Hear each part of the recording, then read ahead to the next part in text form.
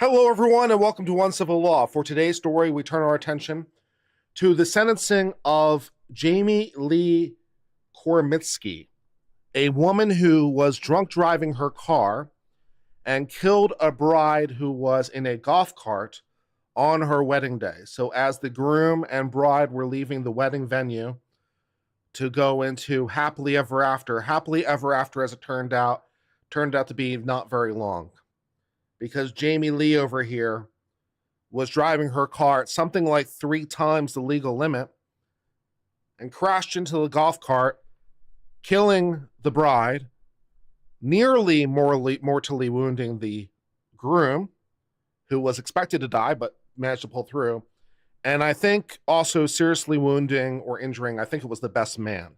So she had some massive casualties in this thing. Somewhat unexpectedly, she decided to plead guilty. At least that, it seemed unexpected. We were expecting it to go to trial, and she decided to enter a plea of guilty, which was a bit unexpected. And then, I guess throw herself on the mercy of the court. So we're going to watch this sentencing from a couple days ago. This happened on December 2nd, and we're going to watch this sentencing and see what there is to see, because it was a very disturbing fact pattern. It was very, very troubling. So let's go ahead and watch this.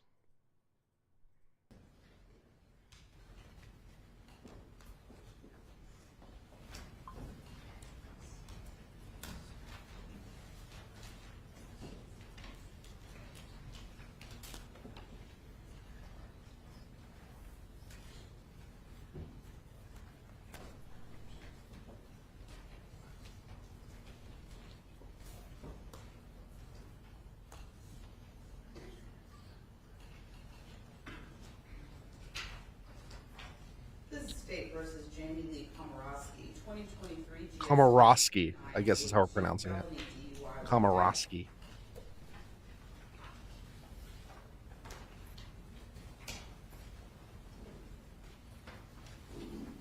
As indicted.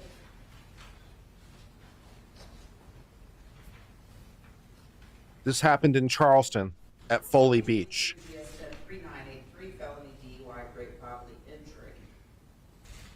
As indicted. 2023 GS 103984 felony DUI great bodily injury. As indicted. And reckless homicide. 2023 GS 103985.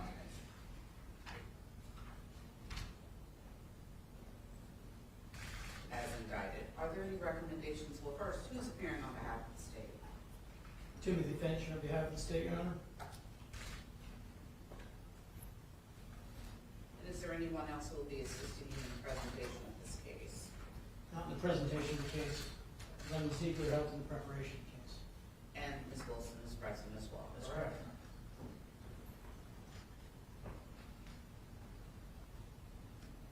Who's appearing on behalf of the defense? Good afternoon, Your Honor. Good afternoon. Nathan Williams on behalf of Ms. Komoroski and Chris Remiccio will be handling part. I'm sorry, I'm gonna need you to speak up louder. This is a vacuous courtroom, and we're not gonna get, I know you soft spoken, but if you can speak up a little bit more loud, a little bit louder for me, and of course, I know you. Nathan Williams, and who did you say would be assisting you? Chris Remiccio, And how's Chris spelled? C-H-R-I-S, Your Honor. And your last name, sir? G-R-A-M as in Mike, I-C-C-I-O-N-I on behalf of Jamie Komoroski. Thank you very much. Are there any recommendations and negotiations, Mr. Finch? No, Your Honor. And does Ms. Komoroski have any record? No criminal record, Your Honor. So no recommendations. So a naked plea. A naked plea of guilty, it sounds like. No recommendations, it sounds like. It's like, okay. Have you explained to your client, maybe you've said, you want to sit at the podium? Would you rather have it? which is better for you? I mean, no. Yeah, which is better? The podium's closer. It's probably easier for the full quarter to hear everything and record everything. Mr. Williams, have you explained to your client the charge, the punishment, her rights? I have, Do you believe she understands the charges, the punishment, her rights? I do, Your Honor. Does she wish to plead guilty or not guilty?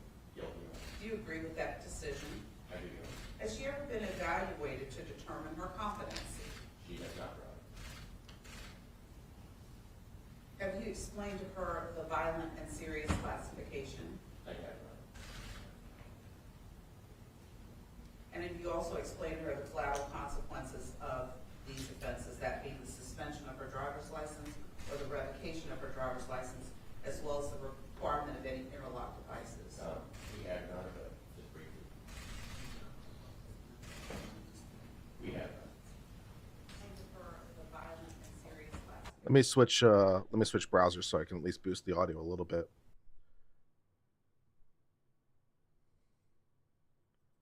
So it's not quite so garbage. It's pretty bad though.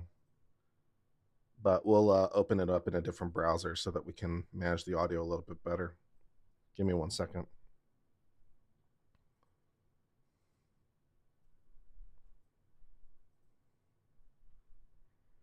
Okay, that should be correct. Okay.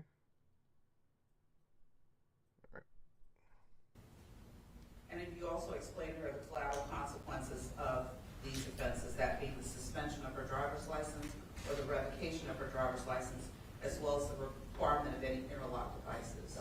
We have, Your Honor, but just briefly. Do you know your driver's license is going to be revoked? That is the least of your problems, lady.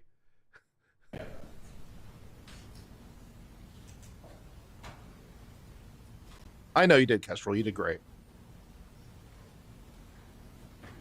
Ma'am, raise your right hand to be sworn. Do you swear or affirm the testimony you give will be the truth? Sorry. You can put your right hand down. I'll need you to speak a little more loudly for me, please. State your full name for the record. Jamie Lee Komoroski, How old are you? 27 years old. What was the last grade you finished? I have a bachelor's degree In in what discipline? science. I have a bachelor in science in business administration, And where did you? BS in Business Administration Coastal Carolina University. from Coastal Carolina. What was that? I graduated in, I'm sorry, I can't hear you. I graduated in 2020, so That's okay, the year is fine. That's what I needed. Thank you. Are you married? no, Do you have any children? no, Are you employed? not currently, but. What was your last job?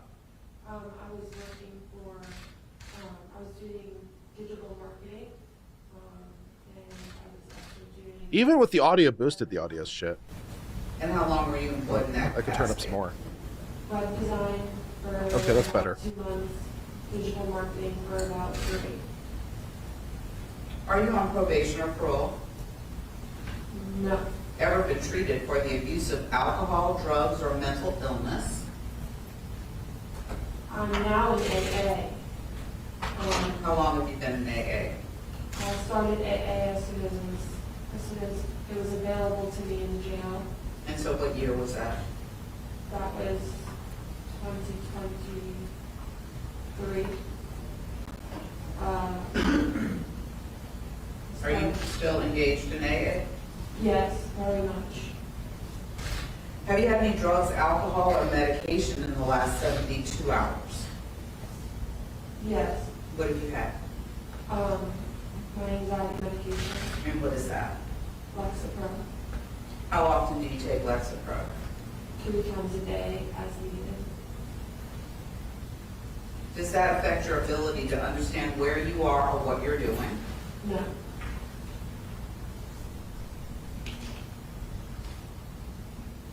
On the offense of felony DUI, how do you plead? guilty, Your Honor. Do you understand the minimum is 1 year, the maximum is 25 years, and a minimum fine of $10,100 and a maximum fine of $25,100? Yes, Your Honor. Do you understand that it's classified as violent and serious? Yes, Your Honor. Do you understand that under South Carolina law, that subjects you to enhanced penalties? Yes, Your Honor. Do you understand that if you receive 2 additional serious offenses, you could face life without parole? Yes, Your Honor. You may have discussed parole or parole eligibility with your lawyer or with others, but until you're sentenced, no one can tell you when, if ever, you would be eligible for parole or under what conditions. You should assume that you will serve any time that you're sentenced to day for day. Do you understand? Yes, Your Honor. On 2 counts of felony DUI, great bodily injury, how do you plead? Guilty, Your Honor. Do you understand that the minimum is 30 days and the maximum is 15 years? Yes, Your Honor. Do you understand that the maximum fine is a minimum of $5,100 and a maximum of $10,100? Yes, Your Honor. Do you understand, and I'll go over that later, I apologize, I'll come back to that. On the offense of reckless homicide, how do you plead?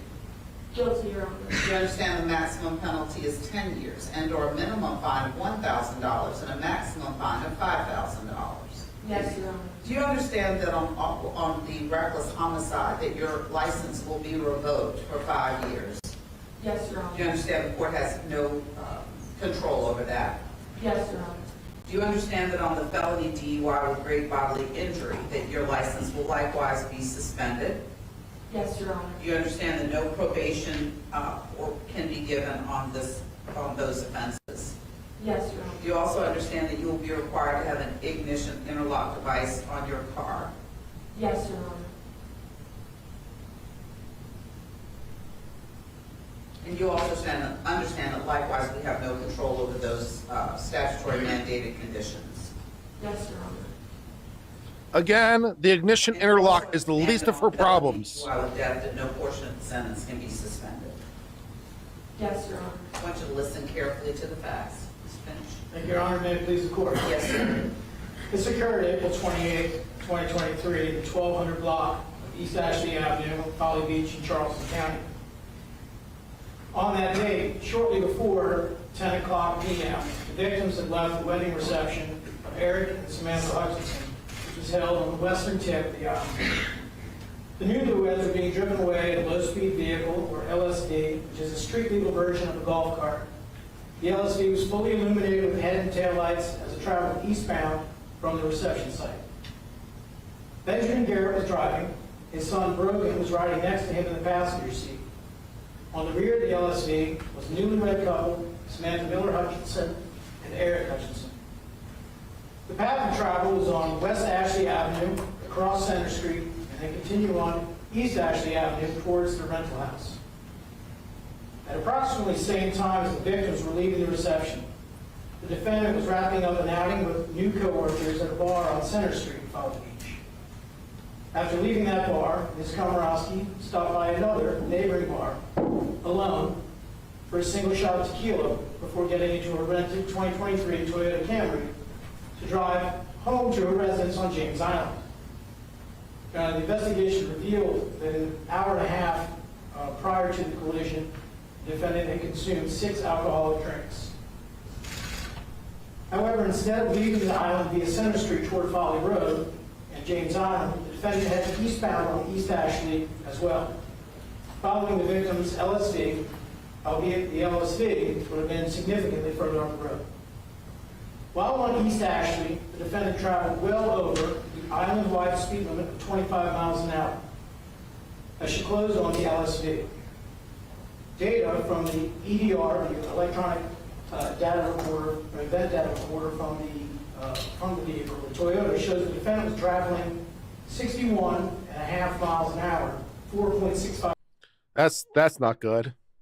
She's traveling 61 in a 25 with 3 times the legal limit of alcohol. Yeah, it's not going great. Seconds prior to crashing into the LSV. 4 seconds later, at 0.65 seconds prior to impact, the EDR shows the defendant had increased to 65.9. Oh, 65 gets worse. Same data reflects the brakes were applied half a second later, 0.15 seconds before impact. During the time of travel eastbound on East Ashley, the onboard system in the defense vehicle captured black and white snapshots of the vehicle as it weaved across the road, off to the right, then over the center line left, and then back into the right lane as it closed in on the LSV. At approximately 10:15 p.m. in the 1200 block of East Ashley Avenue, Ms. Komoroski crashed into the LSV. Crash 10 p.m., 10:15 p.m. 10:15. Yes, ma'am. Crash reconstruction calculations estimate the defendant was traveling approximately 63 miles an hour at impact, and the LSV was traveling approximately 25 miles an hour. Samantha Miller Hutchinson was ejected from the rear-facing seat onto the hood of the Toyota. Eric Hutchinson was ejected over the vehicle, landing near the point of impact. Benjamin Garrett was ejected from the vehicle onto the roadway. Brogan Garrett was ejected from the right side of the LSV into nearby ground cover. Brogan suffered injuries to his knees. Benjamin suffered a severe head injury, injury to his wrist, which was treated in the burn unit at MUSC, and injuries to his right hip and lower back.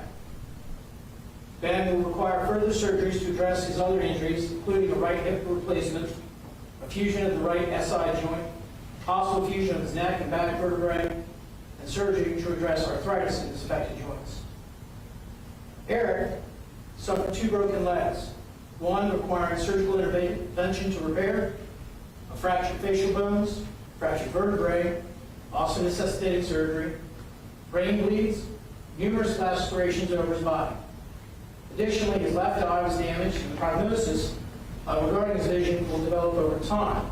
He necessitated surgery to fix the lid to that left eye, enabling him to close, and currently suffers double vision. Future surgery will be assessed. Samantha Mueller Hutchinson died from blunt force trauma to her head and neck. Citizens that were staying or living in the area of the crash immediately responded to the site and called 911. Among those who responded were 2 nurses that happened to be staying nearby. They, along with others, began triaging the victims.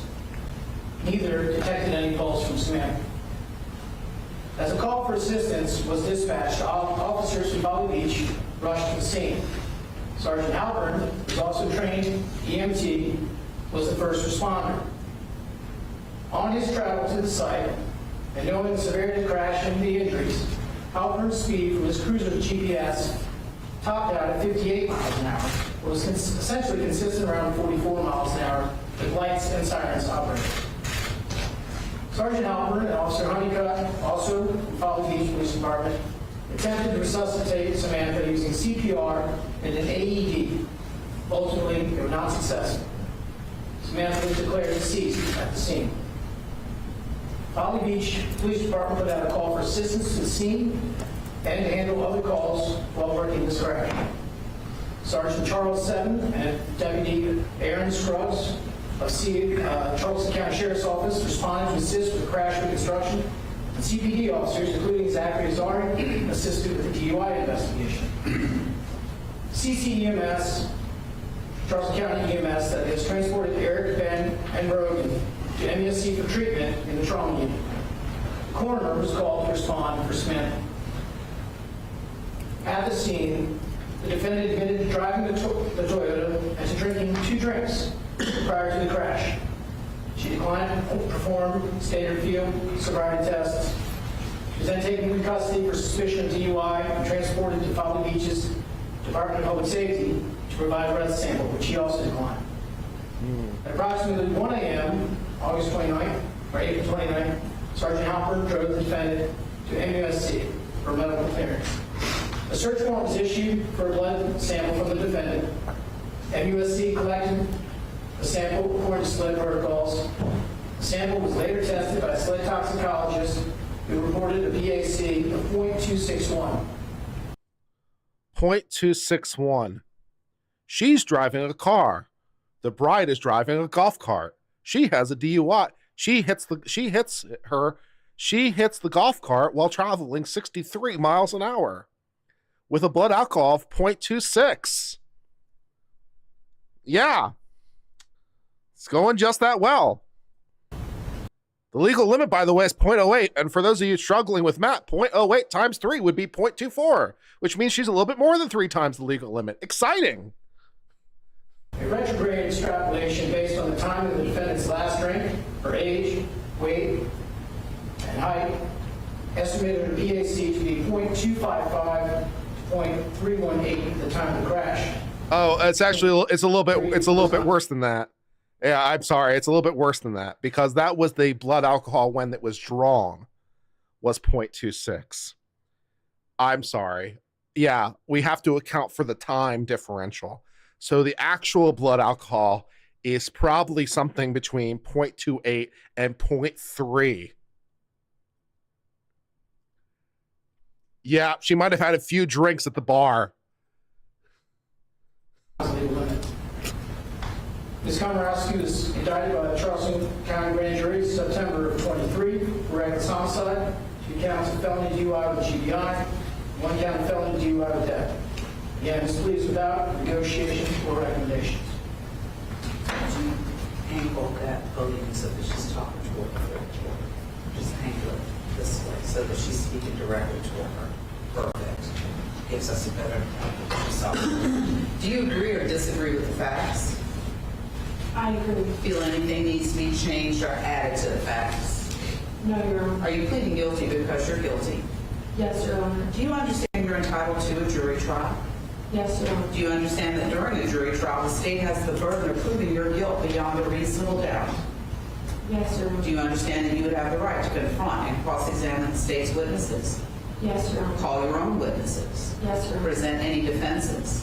Yes, Your Honor. And challenge any statements as well as remain silent, and your silence could not be used against you. Do you understand each of those rights?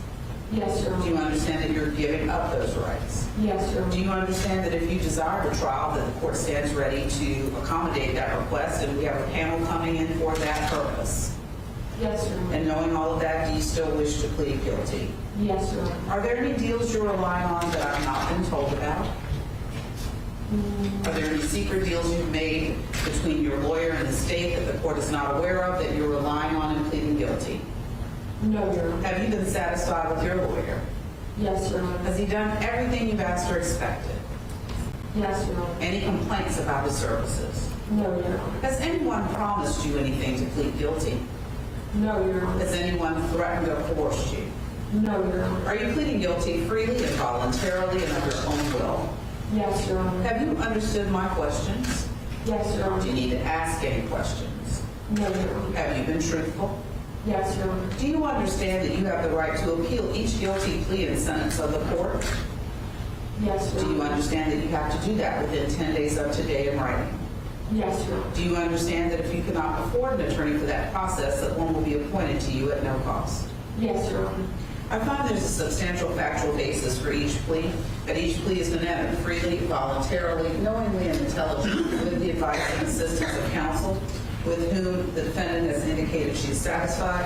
I will accept the plea. Anything further from the state? And I did not notice, oh, actually, I do notice now, I apologize. I thought I didn't see the other 2 victims' names, I'm sorry. Your Honor. And I assume, based on, and I neglected to ask this earlier, You really, it's like, you really know you're fucked when you are giving a naked plea of guilty. No promises, no conditions, no discount, no drop charges, no consideration. You know you're fucked. Because at that point, you're just begging for mercy. That's all that's left. You're begging for mercy. Yeah. That's a bad moment, man. You know, yeah. earlier, and I apologize for my oversight. I assumed that that on indictment ending in 3982, which is the felony DUI with death, I assume that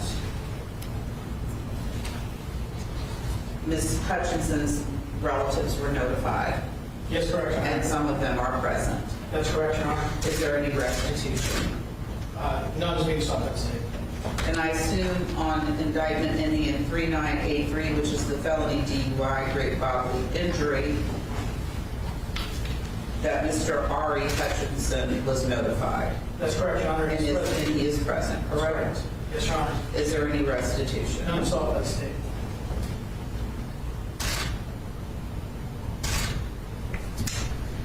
denied. And likewise, assuming on indictment ending in 3984,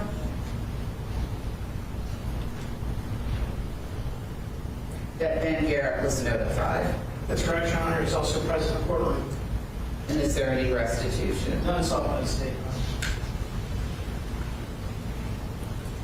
And on indictment ending in 3985,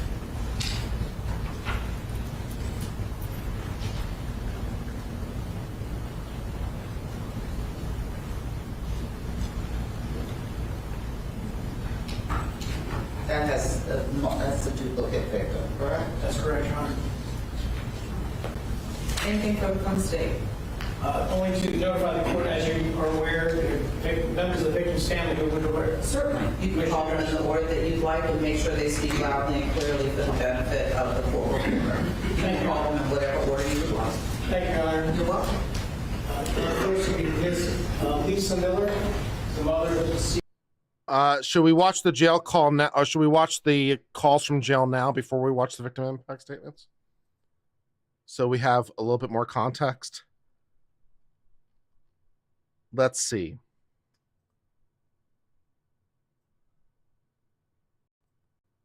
Come on, no.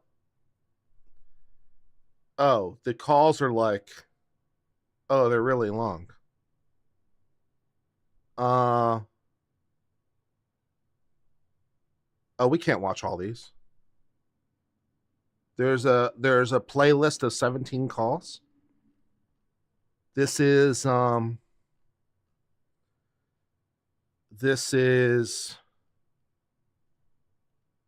like 8 hours worth of calls. Can we narrow that down at all?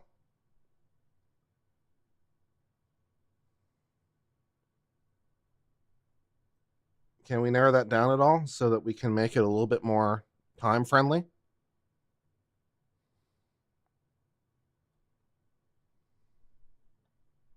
One second.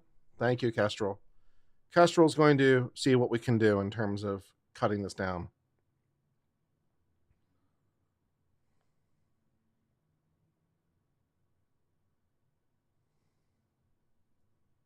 We're going all night? I don't want to go all night.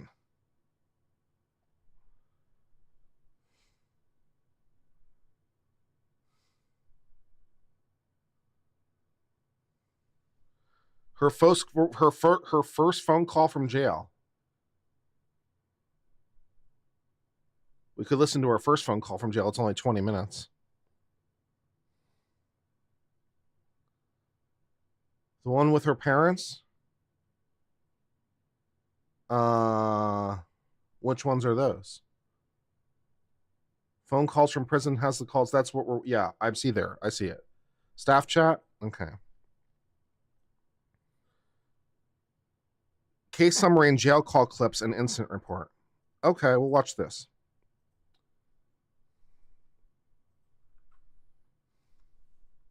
I don't think I'm a threat to society at all, and I'm not. Well, I want to know when the heck I'm going to get my coloring pencils.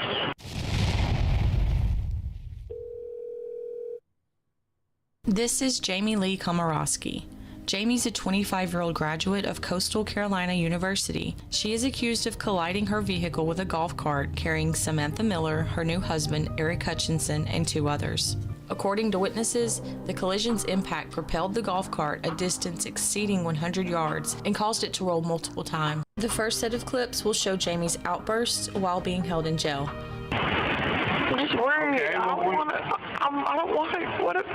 want to go to prison for 15 years. Good news. Good news. You're not going to go to prison for 15 years. Yeah, well, I just want to get out of here. I know. So bad. Right? Dad, what did You got. I'm glad you called your father. I'm not a bad person. I didn't. Quiet. I still just don't know why this had to happen to me. Because bad things happen to good people, honey. That's why. It's just fate. Well, it could have something to do with the 63 miles an hour and a 25 while you were at 0.3 on a DUI. Could be something relating to that if you want to know why it happened to you. Could be some of those things. Just speculating, though. Just something that happened to you, and we are going to deal with it as best we can, okay? It's going to take a while, Jamie. You're going to be there a while, okay? Truer words never spoken. Oh my God, I just can't believe this happened to me. Why me, Dad? Why me? Again, the 0.3 Okay. BAC I have to, say goodbye to Evan, my cat. with the 63 and the 25. Listen, you just have to... Oh my God. I'm going to be here for years and years and years. I'm trying to set up so that... This is a terrible accident. It's all my fault. I just still don't understand why this had to happen to me. I just don't understand. I don't understand. Should I explain it again? Jamie, terrible things happen to good people, and it's just what happened. It's hard. It's just terrible. It's terrible. And it's just... Hey, listen to me, okay? It is really, it's not terrible. It's really fucking terrible, okay?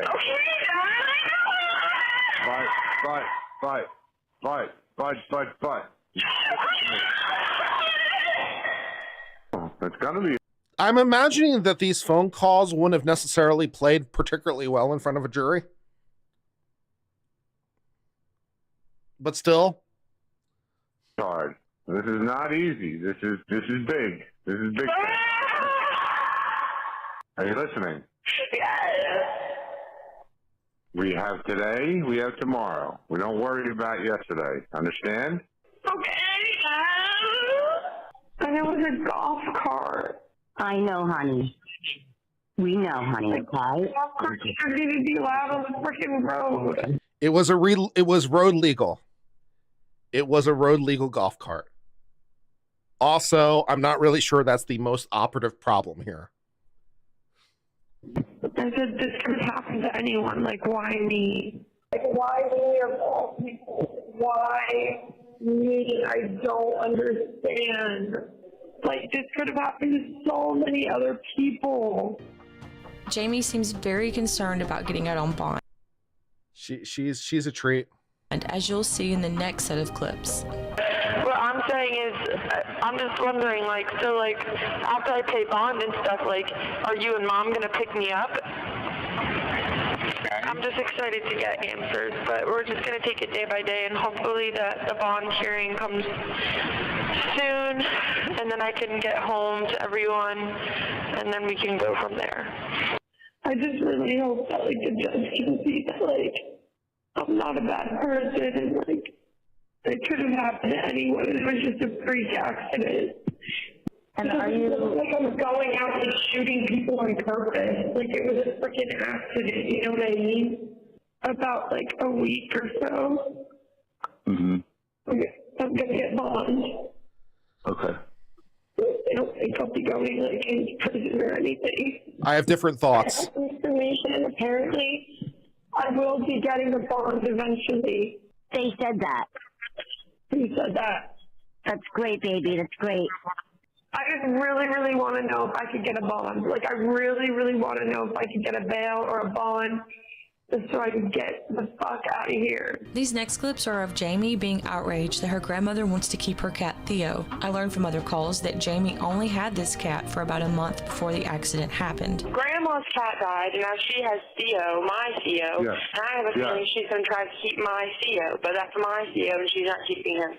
Well, I think that we will have a conversation about that, okay? What do you mean? Well, listen, you call Tony in. No, they're not keeping my cat.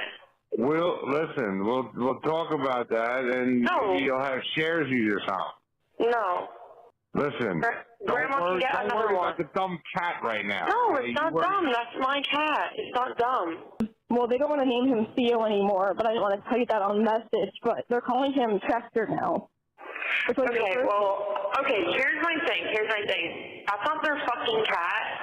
That's my cat? Hang on, you need a reality check real quick right now, girl. That's not your cat right now because you left that cat in an unfortunate situation, and they're taking care of the cat now. And they don't want it named Theo because their cat Theo died. No, that's not.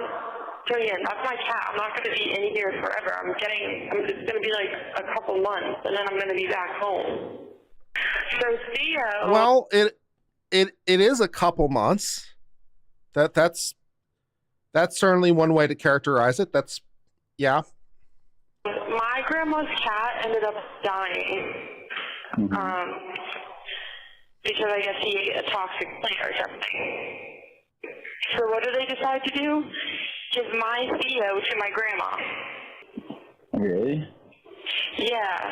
And I was like, what the fuck? And they were like, we took the plan away. And I was like, well, she's not keeping him. She knows that, right? And they were like, well, like, you, like, blah, blah, blah. And I'm like, no, that's my fucking cat. She's not keeping him. Like, what the fuck? Mm-hmm. So that's going to be a problem. The last clip I wanted to show you is between Jamie and her dad. He mentions going to rehab if she were to get out on bond. Here's Jamie's reaction. From there to go to alcohol rehab. Okay? Okay. That's part of it. Right? And how long is that? 4 to 6 weeks. All right. Well, listen. If it helps the case, then I'll do it. Might help you a little too. Sure. Well, yeah, you know, so more information's coming out about what happened, you know. Right? Such as? Your BAC level, you know, blood alcohol level. It was a little on the high side. Yeah. It was a little on the high side. Not good. Okay? Yes, but now that just makes me even more scared for, like, the future and everything. Listen, the future, you can't do anything about. All we could do is work with what we have, okay?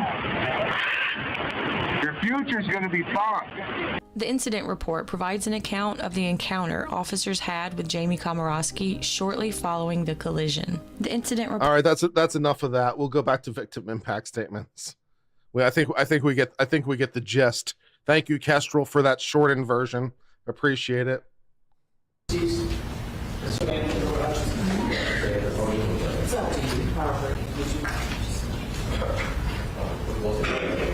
sorry.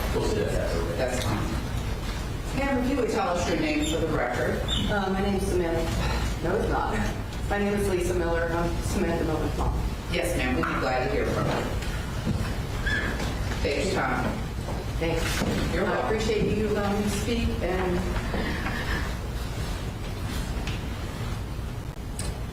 everybody be patient. I really want to get through this.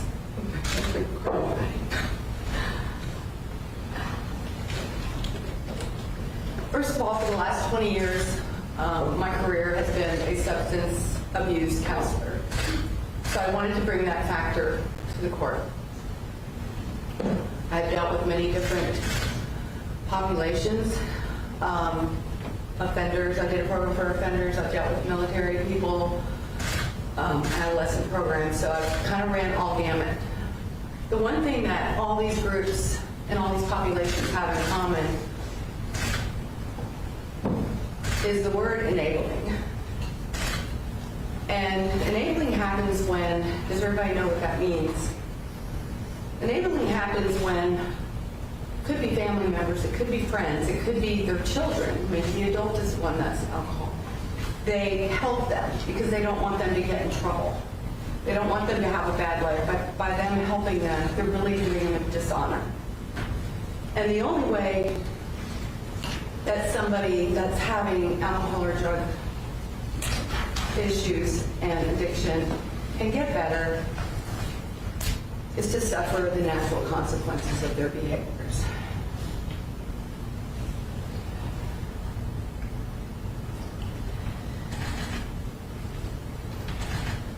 In this case, the natural consequences is the legal consequences of what happened, which resulted in my family, sibling, child, not being here anymore. The good thing about it, if she goes and stays some time in jail, they have treatment in there. AA is not treatment. AA doesn't help somebody who's addicted. It's good once you get to that point where you're gone through treatment, you spent some time in sobriety. AA is where you go hang out with your other people. And that's it. This is in parts, but thank you. Who was Sam? I want to talk about Sam with my daughter. And she wasn't just a person on a golf cart that just got married and got killed.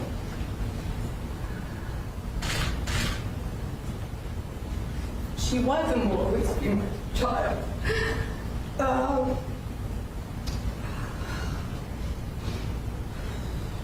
going to tell a little bit of the story. Bear with me.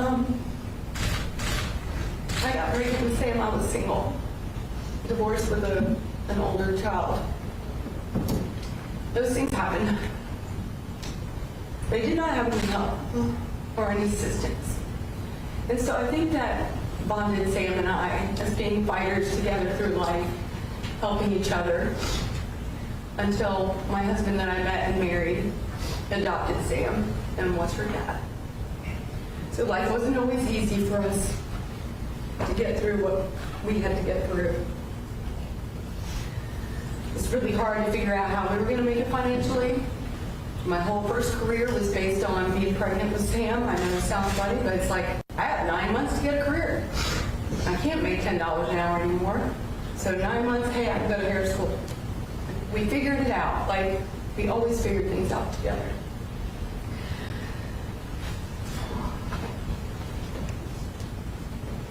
Not only was she my daughter,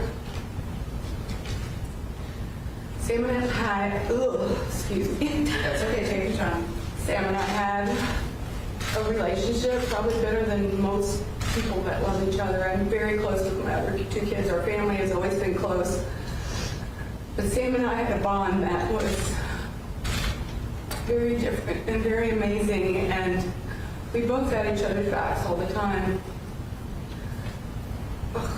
We talk every day, our whole entire life. You know, most 30-year-olds don't want much to do with their parents anymore. You know, hey, yeah, I'll come over for Christmas dinner, but I'm not going to hang out with you all the time. And I'll lead into something else I'm getting off of. But in saying that, the last time I was with Sam before the week of the wedding, her birthday is 3/27.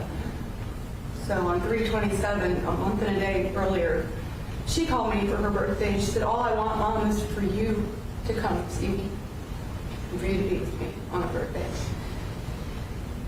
And I brought champagne and we brought cupcakes and we went down to the beach at sunrise, our favorite time, and we did silly dances on the beach with cupcakes and champagne. That's what an amazing relationship is. She used to, when she was little, when my husband would tease me or tease her or whatever, you know, just he would act like he was saying things about me, and she would just get so mad, be like, don't talk about my mommy, like, just defended me. Then when we divorced and I started somewhat dating sometimes, she met one of them, she'd get right up in the face and be like, you hurt my mama? I'm gonna only leave out the words she used. Hurt you, basically. That's the best friend. You can only hope that anybody in this room that has kids could have a relationship like that with their child's best friend. She wanted everybody to feel happy. I had people coming up to me after Sam passed and was like, you know, if they worked with her, if I were going to go to work and I was in a bad mood, I went anyway because Sam would make me feel better. Because that's who she was. She wanted everybody to just feel loved, cared about. And as much as I didn't want to talk, if something would happen to me, Sam would be up here screaming off the mountaintops for all her family. That's who she was. I'm doing pretty good. Not sure if talking to yourself is pretty good. But the one year she moved to Utah on Valentine's Day, and that was the hardest, that was the only year we were ever apart. On Valentine's Day, I came home to my house, and my whole driveway was covered with I love you mores in pink everywhere. My whole walkway, my whole door was different color flowers. I mean, different color hearts, red, pink, my whole entire front door. I don't know many kids at 30-something years old that would care about their mama having a good Valentine's Day party or day and want her to feel loved and live in a different state and have one of her friends come over to her mom's house and do this. Not too many.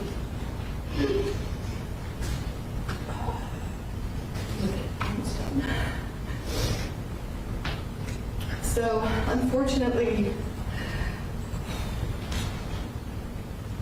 I don't like talking about that, but I just want to tell you what happened through Sam's mom's eyes and our family and what we experienced, which was pretty horrible.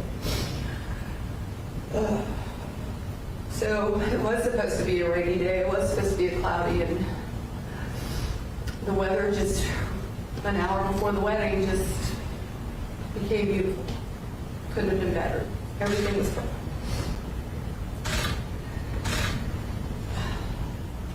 Sam had me hold her phone during the wedding. And when she was on the golf cart, she realized she didn't have her phone. I'm getting ahead of myself, but that's okay. So she said someone to come get her phone. And you don't know how many times you go down the rabbit hole. If she had just gone with her phone or told me to come bring it to her or whatever, it was perfect timing that she got right in front of this car. But we try not to do that too much.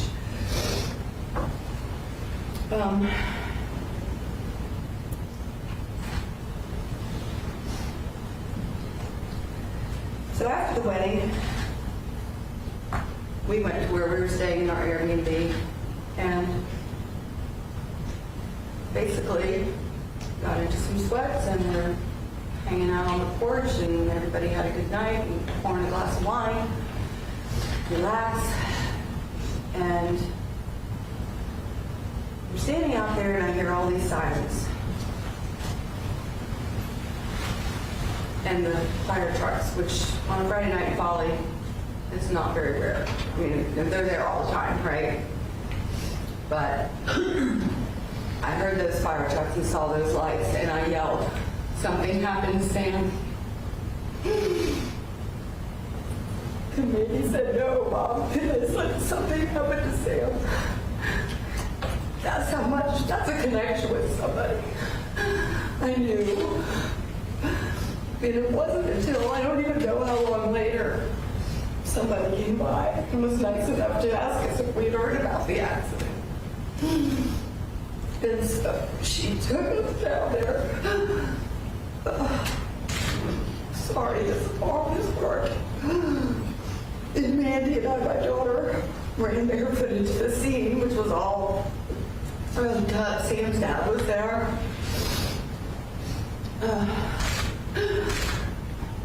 And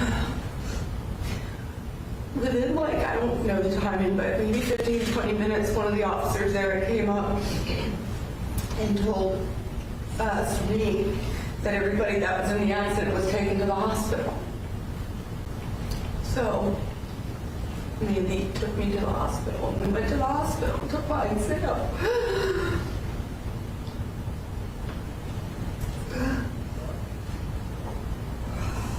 They didn't have ID, so it was going to be a while before they figured out where everybody was. But I really believe that she was at the hospital. And then it was like 2 in the morning. We stayed, we hung out outside. Some of Sam's friends came. And we stayed outside waiting. And then my ex-husband Sam's dad called my phone and he said, Sam's not at the hospital, Lisa. He said Sam's still on the side of the road. I just identified her. And I just fell to the ground. I don't even know how we ended up going through the next few days, but anyway, I know that's our story. I'm Sam. And what happened? Sam was light. She was love. And she was amazing. And always will be. I'm going to insert one more thing that I forgot when we were talking about the wedding. We're almost at the end, but another thing that Sam did. She planned her wedding, you know, miserable a little bit further, really that year planning the wedding, which sucked, but she was kind enough to do her daddy-daughter dance with both of her dads, and nice enough to include both of them. And then afterwards, we're all standing there ready for the next thing to happen, and the DJ announces special dance for the most special person in Sam's, most important person in Sam's life. And it was me. And she played our song, and that's the last time I hugged my kid. It was on that dance floor. It was the most beautiful thing a child could do for their mom. And that's just unexplained, our relationship.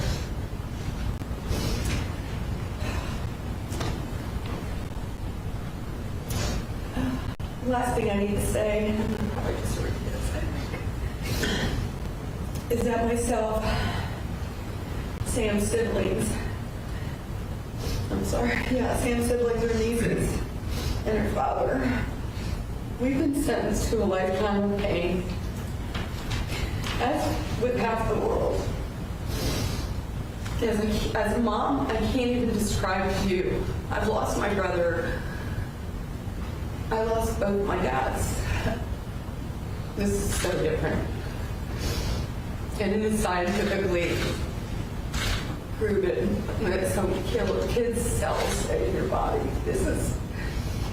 She died. We died. And she doesn't get a partial sentence. She doesn't get to come back to life in 10 years or 20 years. And we don't get to come back to life in 20, 25 years. This is a lifetime.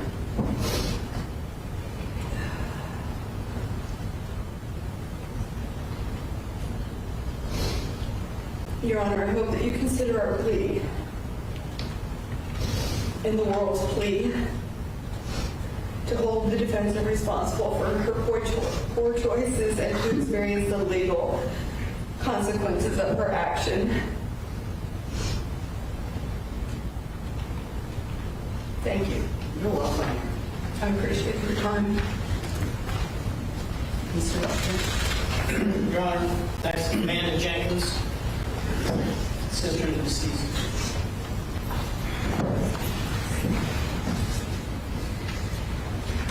Hi, my name's Mandy Jenkins. I'm Sam's sister. As I stand here today, I am struggling to find words that can truly convey the depth of the pain, grief, loss, and life adjustments we've all experienced in the last year and a half. It's obvious to everyone that Sam was a bright light in this world, a person full of love, laughter, and kindness. She touched everyone she met with her warmth and compassion. Her death has left a hole in our lives that can never be filled. I will never get to hear her voice, see her smile, or share any moments we have planned for the future. The pain of losing her is unbearable, and every day feels like a struggle to move forward. But, Your Honor, I don't have a choice to give up. Sam was an aunt to my 2 daughters.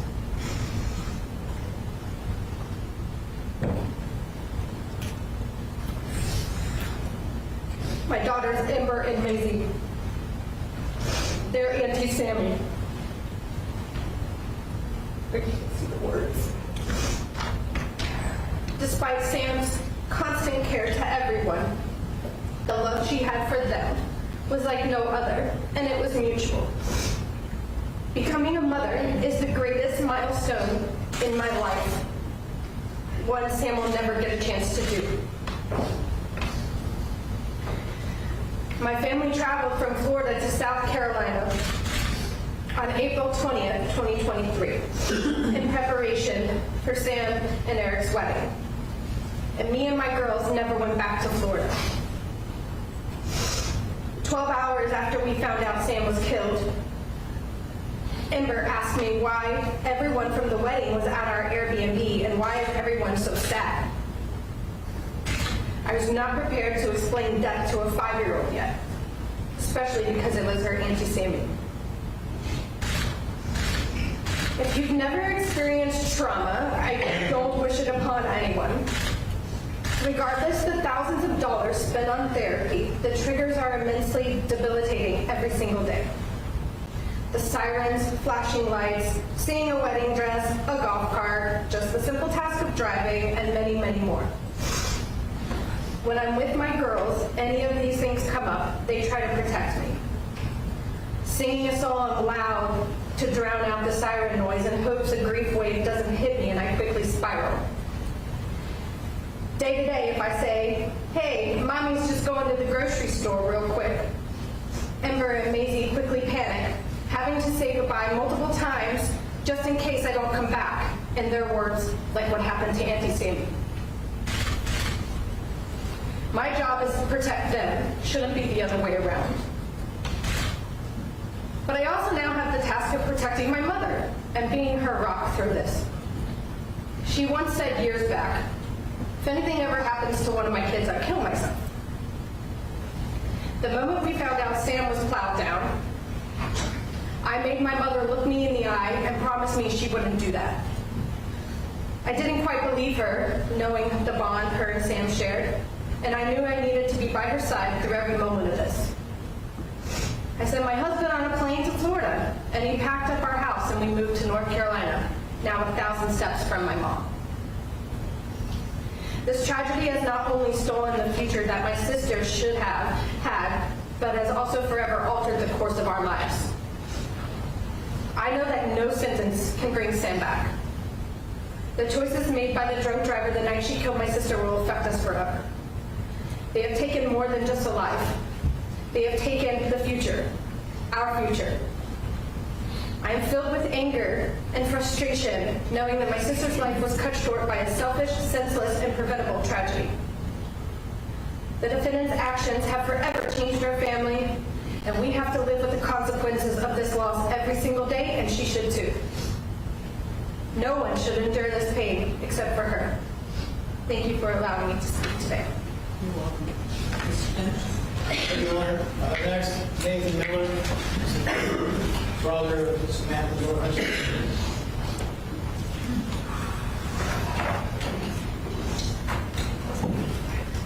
Nathan Miller, Sam's brother. Yes, sir. It's not much that hasn't been said, so I'll just really brief.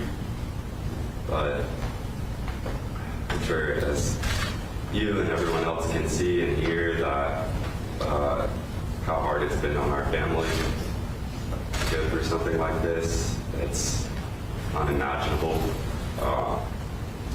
If you haven't been through anything like this, then it won't really do it any justice for me to try to put it into words. And if you have, then I don't need to put it into words for you. How much pain and anxiety and just like worry, constant worry, just living in a state where, you know, when your phone rings, you know that there's a pretty good chance that on the other line, there's going to be somebody in peril, and you have to do your best to try to help them.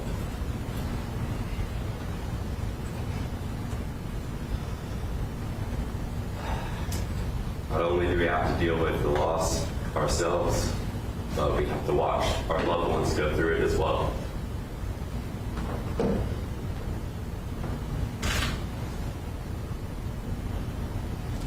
The last thing I'll say is just hope that the sentence is the maximum, because this wasn't an accident. Wasn't an accident to go over 60 miles per hour on these, pitch black, tiny, folly roads that are constantly filled with people. Honestly, it'd be more surprising if someone wasn't killed in those circumstances. So, leave it at that. I appreciate your time. Thank you. You're welcome, sir. Mr. Bench. Hey, nice. Brad Warner, biological father. See.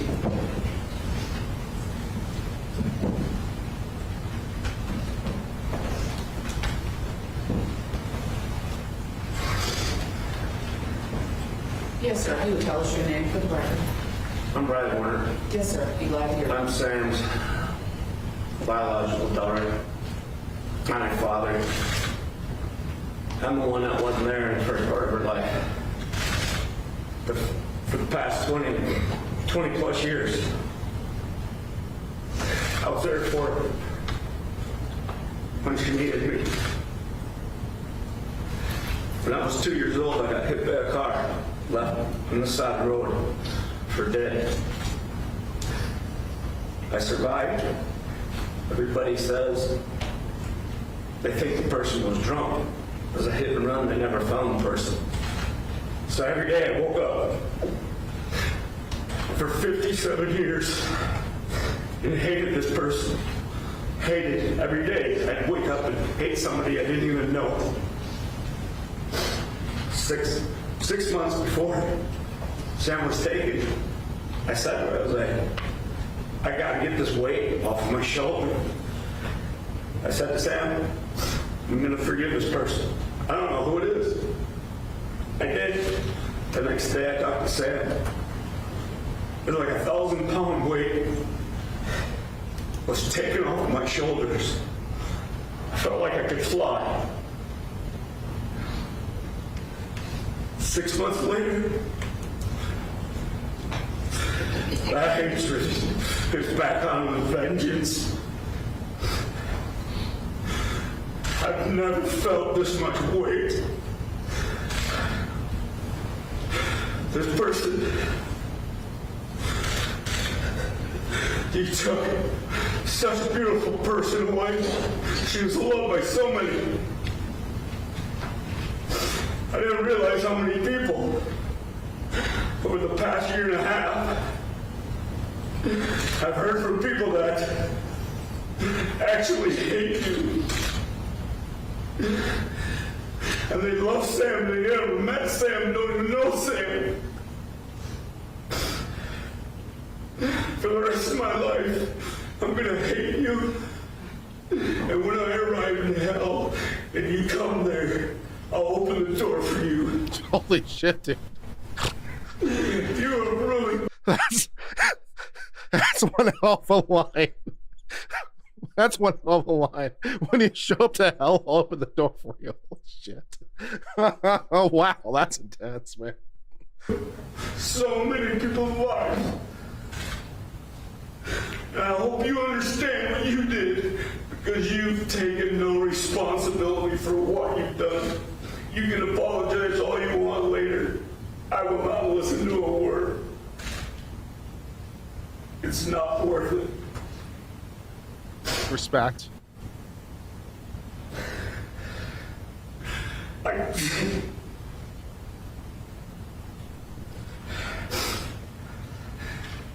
Everybody used to call Sam the female version of me.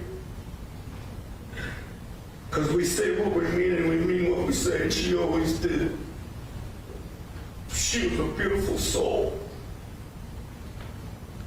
Thank you, Your Honor. You're welcome, sir. Respect. Respect. Your Honor. Next, Annette Hutchinson.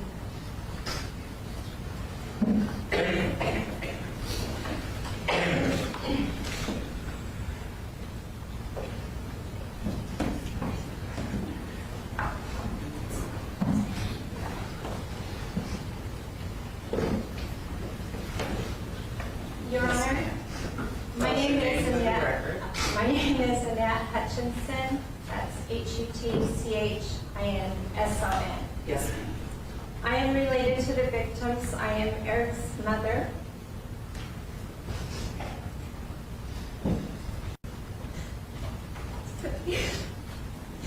Samantha and Benjamin's mother-in-law and Roland's grandmother. My family is my world. My children and grandchildren are everything to me. All that I do is for my family. Yet until today, I've spent the last 19 months watching helplessly as this horrific event and aftermath unfolded, shattering the lives of 2 out of my 3 children and ending the beautiful life of my beloved daughter-in-law, Sam. Speaking here today is the one thing I can do for them. Your Honor, I ask you to please consider Sam when you impose your sentence. Sam joined our family in March of 2019 when she chose my son. She was a force, so lively and so full of love, especially for my son, Eric. It was apparent to all of us they had both found the love of their lives. For over a year, Sam planned every detail of her wedding, a first marriage for both. She was excited and counting down the days, unaware she was also counting down to her own tragic death. On their wedding day, I had never seen Sam or Eric so happy. Their faces lit with smiles the entire time. Even as they waved goodbye from the golf cart they were riding on to start their life together. Photos in the video of the day captured the magic, but they are now too painful to watch or look at. Because our lives were forever changed moments later by the defendant when she recklessly sped through a quiet residential neighborhood into the back of the golf cart. In the police report, a witness described the crash as sounding like a bomb's explosion. That statement replays in my mind, thinking of the 4 of them struck in such a manner. The next day, I had the horrific task of telling my son that his new wife had died. After he repeatedly asked during moments of consciousness, "Where is Sam?" I cannot describe to you the pain I felt as I watched my son's face process this. And I knew what he would say before he said it. It should have been me.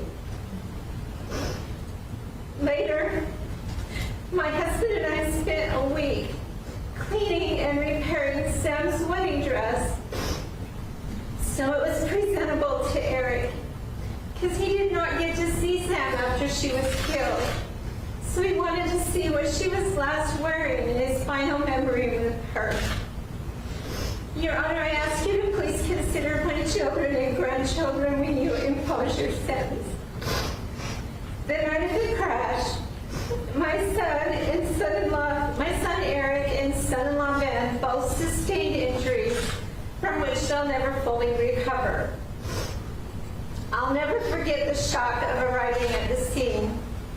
I wish we could have shielded my other 4 grandchildren from the trauma of it, but we were from out of state, so we had no option but for them to accompany us. My memories from the scene are vivid and fixed in slow motion. My daughter being held from running to her unrecognizable husband Ben where he lay, her slumping to the ground, the police officer who stopped me to verify if they had found the correct number of victims, and my own realization at that moment that my son son and Sam were there also. I recall the onlookers' expressions telling me more than I wanted to accept. My other son, Adam, and his family arrived and tried to comfort my daughter's two children, while my daughter ran up to him and screamed, "It's Sam and Eric too." Each devastating detail is permanently etched in my memory, including the moment when we found out that mere minutes after the happiest moments of her life, Sam had died. My son stayed at the scene and saw the criminal defendant sitting on the side of the road completely unharmed, and watched as she was led away past him. All 5 of my grandchildren, ages 10 to 17, one a victim of the crash, went from the scene to the emergency room, spending the night in the waiting room, not knowing what happened to their family. They will carry the trauma of this core memory with them for the rest of their lives. In the initial hours after the defendant slammed into Eric, Sam, Ben, and Brogan, medical staff at the hospital thought Eric wasn't going to survive his injuries. They moved him into ICU and advised us to spend as much time as possible with him. For months following this tragedy, Eric needed full-time medical care. He could not drive for 15 weeks. Since the crash, I've spent over 7 months here in South Carolina. My husband, who still works full-time, 6 weeks. Eric's siblings and friends have spent several additional weeks helping him, and we relocated him to our home state for a few months over last year's holiday, knowing how hard they would be, and he was all alone here. After Eric's initial surgeries for facial reconstruction and to repair both his legs so he'd be able to walk again, he required wound care, numerous follow-up doctor visits, and physical therapy. I watched him use a walker to get around and throw it across the room in frustration. I ran to the bathroom in the middle of the night after hearing him fall and cleaned his blood off of the floor. When he developed internal stomach ulcers, acid reflux, a deteriorating esophagus, and had bouts of profuse vomiting, I saw the pain and agony those caused. However, dealing with the severe physical injuries was easy compared to the grief, anxiety, and survivor's guilt to come. You cannot imagine the pain of constantly seeing your grown son crying helplessly and lost. For months upon my awakening, I would go check to see if my son was still breathing. On the darkest of days, I had to chase away the thought that maybe it would have been better if he and Sam had been taken together. I would prefer my own grief over my son's. One of countless heartbreaking memories I have is brushing the road debris off of the wedding envelopes that police gathered at the scene. While Eric opened them and read all the well wishes wedding guests had expressed for the life the happy couple would make together. There were 125 wedding guests and vendors at the wedding. 75% traveled from out of state to attend only to be traumatized. Since this tragedy, Eric has made over 20 trips to the emergency room and 3 times was readmitted to the hospital for severe anxiety attacks, nausea, and dehydration. His most recent visit was only 3 weeks ago. I know some here see Ben and Eric as the men they appear on the exterior. What are not visible are the internal injuries, the scars hidden by clothing from the multiple surgeries both have endured. You don't see the constant physical pain that has become a part of their lives. The pain doesn't stop there. The emotional pain, the post-traumatic stress disorder, anxiety, survivor's guilt, and grief have been constant for these 19 months. You don't see the daily struggle, the arthritis setting in, and the future surgeries they've been told will be necessary to control pain and enable both men to remain mobile as they age. You don't see their limited abilities. They're unable to do activities they did before and must rely on others. Both are facing a difficult fight for the remainder of their lives. I was told there are no charges against the defendant for my then 17-year-old grandson, Brogan, because he was not severely injured. Yet he was struck by a car at 65 miles per hour while sitting next to his father, thrown several feet, landing close to his new and now deceased Aunt Sam. His view of Sam shielded by another young girl who had ran out of a nearby home, until he was placed in an ambulance and taken to the emergency room. I know Brogan struggles with his own PTSD, anxiety, trauma, and grief, but mostly in silence, because he sees the physical and emotional struggles of his father and uncle. And I know he feels lucky. But I worry for him when he starts to recall the trauma of the day. Your Honor, I need you to please consider the irreparable damage the criminal defendant has caused our families when you impose your sentence.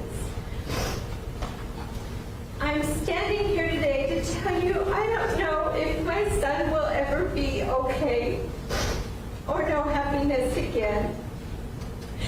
We now live under a shadow.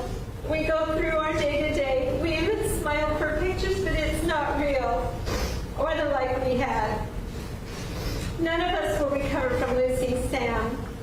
Although unseen, the emotional damage is constant and at times relentless.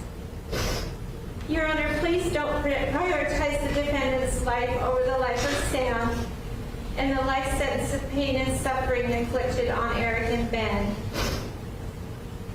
Please send a clear message to the defendant that she must take responsibility for her actions, and to others that taking a life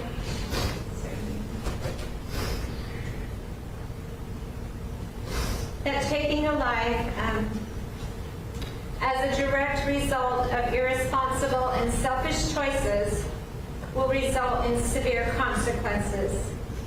As we now know, no one is immune to losing someone at the hands of another.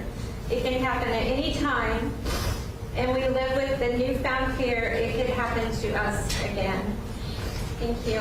You're welcome, ma'am. Alexis Garrett.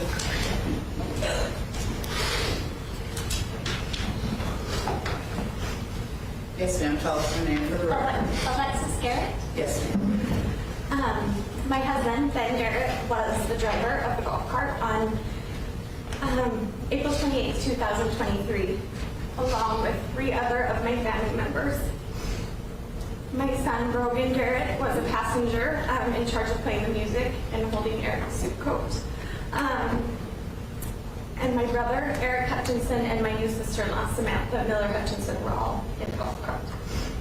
Your Honor, I've struggled with what to say here today because nothing will convey the depth of pain and struggle that we have endured all of these months or feel adequate to express what was lost that night.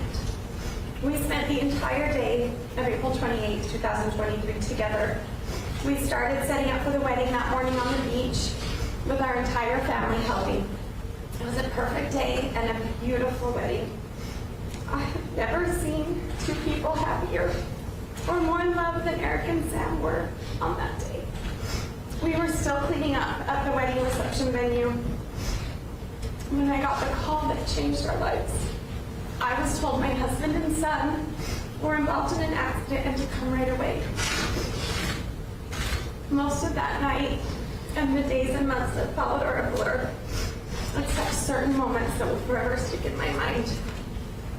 Arriving at the scene, to so many police and medical vehicles, running in my bare feet to the crash site, seeing the chaos and destruction, seeing what I didn't even recognize as a golf cart scattered across the road, seeing my husband in a terrible state lying on the road covered in blood, and then being loaded onto a stretcher. I was not allowed to get close to him or anyone there. I remember the moments of despair as I could not see anywhere where my 17-year-old son was. The confusion and the chaos of the scene, and the kind bystanders who held my mom and I as we tried to comprehend what was happening, and as we learned that Sam and Eric were also involved. Being told to go to the hospital, praying with my other 2 children in the car on the way to the hospital, arriving at the ER not knowing who was there or what condition they were in.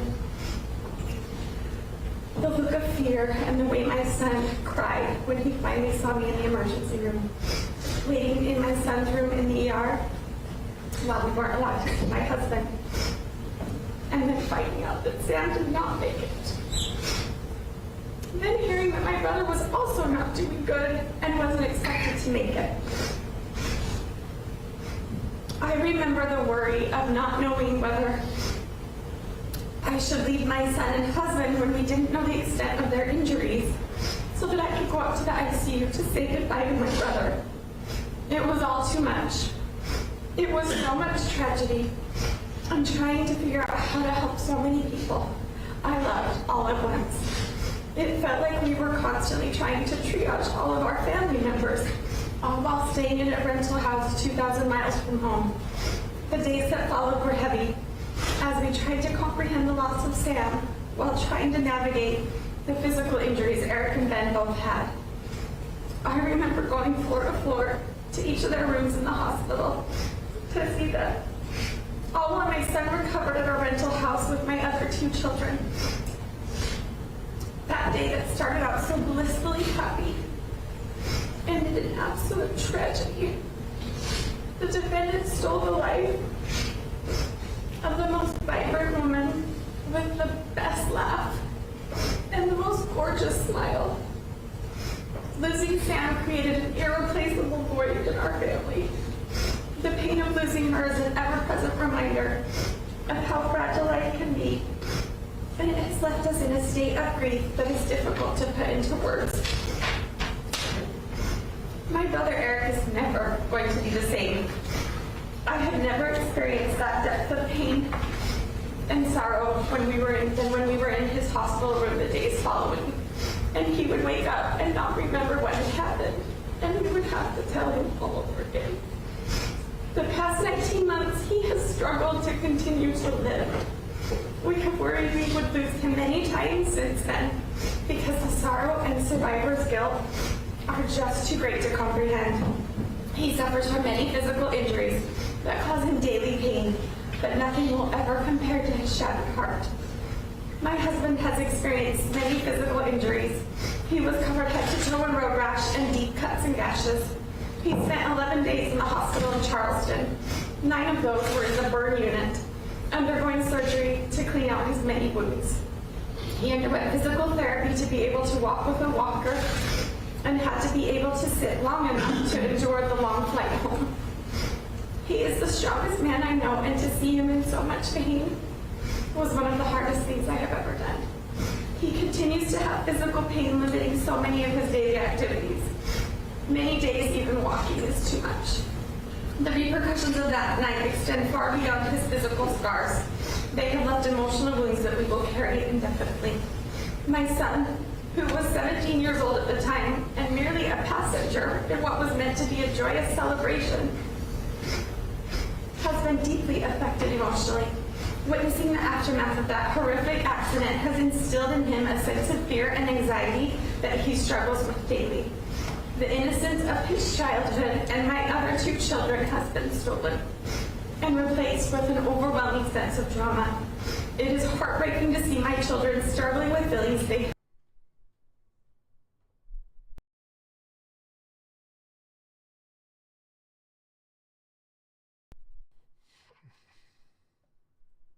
at such young ages. Being here today was a conflict for us. We live in Utah, and we had to leave behind my daughter, who cries and breaks down at the mere mention of South Carolina. And the thought of returning to the state terrified her. and bring my youngest son, who didn't want to be parted from his father and brother again. Whenever I go 65 miles per hour on the freeway, I now think of how fast that really is, and that they were riding in a golf cart. It's terrifying to think of what they experienced as the defendant hit them going so fast. We know that it is nothing short of a miracle that these three men are still with us here today. And we know Sam had a lot to do with that. She is love and light, and the world will not be the same without her. No family should have to endure the heartbreak and suffering that we have due to this completely preventable tragedy. I do not believe this was merely a single act of recklessness. It has destroyed our family, shattered dreams, and left lasting scars on all of us. We will never be the same. Ours is a life sentence without Sam, and with all of the physical and emotional injuries that the defendant has left in her wake. Thank you for your time, Your Honor. You're welcome. Thank you, Your Honor. Next, Brogan Garrett.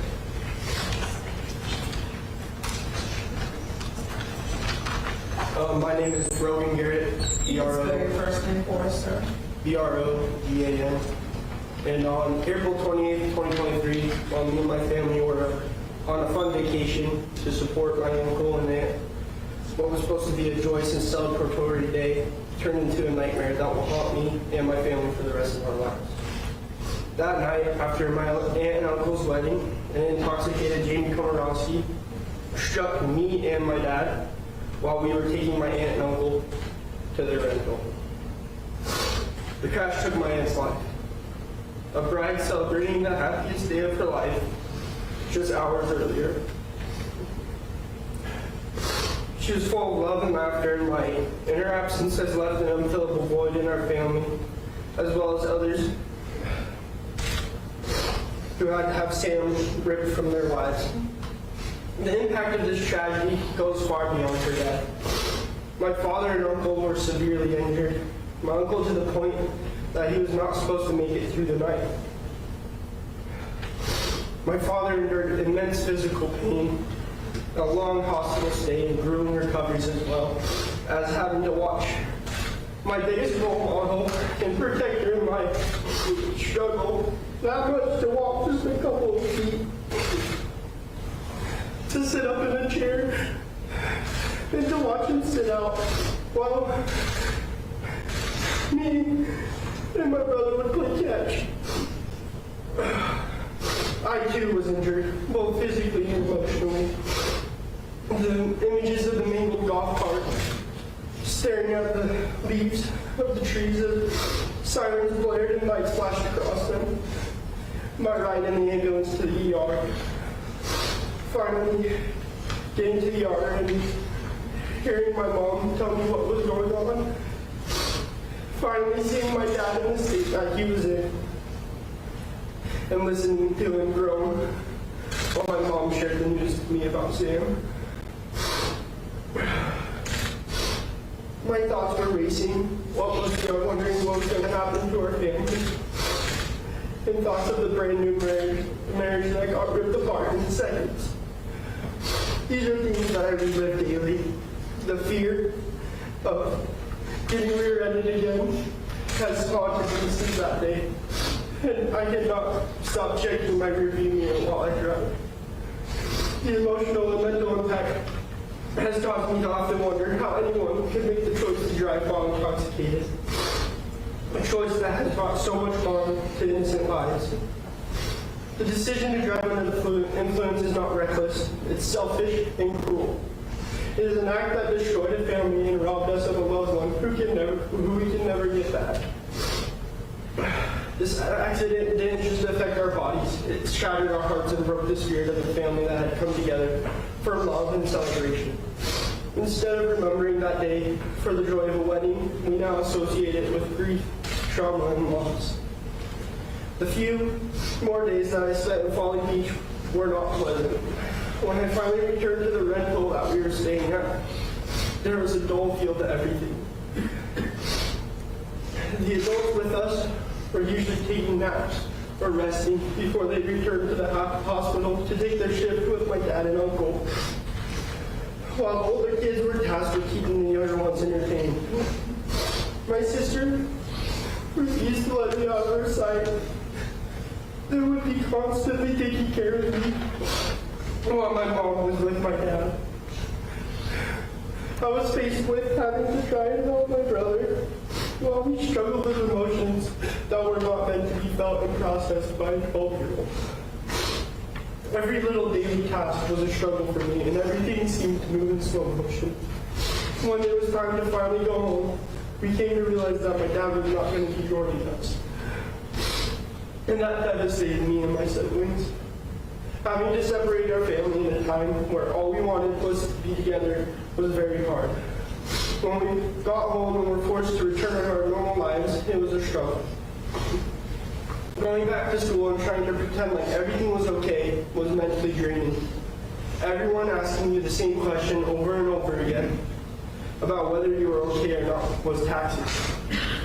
Everyday activities like classes, sports, and hanging out with friends felt pointless. And my motivation started to disappear when all I wanted was for my dad to come home. And when my dad finally returned home, the enormous burden that was placed on my family did not go away. While still having to help my dad recover, we were also hearing stories about how my uncle was doing back in South Carolina. They were hard to hear, and the combination of watching my dad struggle to recover from his injuries made it hard to keep our hopes up for a better future. The justice process that followed was daunting and placed a lot of stress on me while I was trying to navigate this foreign world that I was dropped into. The big toll on my mental health and the fear of losing another family member has also affected many big decisions in my life. One of those decisions being after graduating to serve an LDS mission, which I was preparing my whole life to do and was looking forward to. I hope the court will consider the profound impact that Jamie Komoroski's actions have had on me and my family and my future. I ask for accountability and justice, not only for the harm done to us, but to send a message that such choices have devastating and irreversible consequences. Thank you for allowing me to share my story. Yes. Benjamin Garrett. Yes, sir. If you would tell us your name for the record. Benjamin Garrett. You may proceed. Your Honor, I just want to start out thanking all the first responders for that night. I know it wasn't something that anybody wanted to go through. And also, I just want to thank Folly Beach, the community, Charleston, Morgan, Utah, North Carolina, everybody around the world for supporting our families through this. Your Honor, that evening was such a good night. Celebrating Sam and Eric and their love. And I was looking forward to driving them off to their rental with my son. It was my only job for the wedding. While we were on the drive there, we were talking that night. You know, we were just listening to Sam and Eric talk, flirting with each other. Rogan and I were having conversations. We talked about the breakfast burritos at Bird's Market, how fantastic they were. And that's the last thing I remember that night. The next thing I knew, someone was tapping my shoulder, asking me if I knew where I was. And I remember opening my eyes and seeing all the lights and knowing that I was in the hospital. I had no idea how I got there or what had happened. The next time I woke up, I remember hearing Eric yelling in pain, just screaming, "It hurts, it hurts." There was so much chaos inside the ER. In and out of consciousness. I asked about my son, and one of the nurses came back, I think it was a nurse, I don't know who it was, told me that it didn't look good. And then a little bit later, when I woke up again, they came back and told me that they'd given me the wrong diagnosis. They had given me Eric's diagnosis instead of my son. And that my son was with my wife, and they'd be taking me back there. The hospital staff eventually took me back to go see my wife and my son. And that's when my wife told me that Sam didn't make it. They didn't know if Eric was going to make it through tonight. It was my only job, and I didn't get to complete it. To make sure that they got to their rental property and have their honeymoon.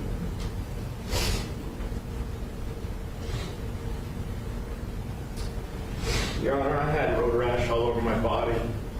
That night, I had no idea what the extent of my injuries. I didn't want to move. I couldn't move.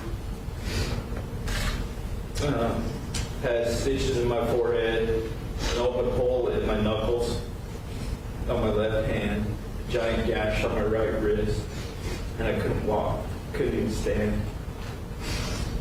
I actually, when they released my son, I told them I was going home, and the doctors told me, well, if you can stand, you can go home.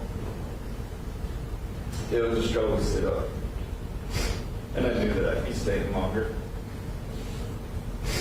After the first couple of days, and my wife getting pretty upset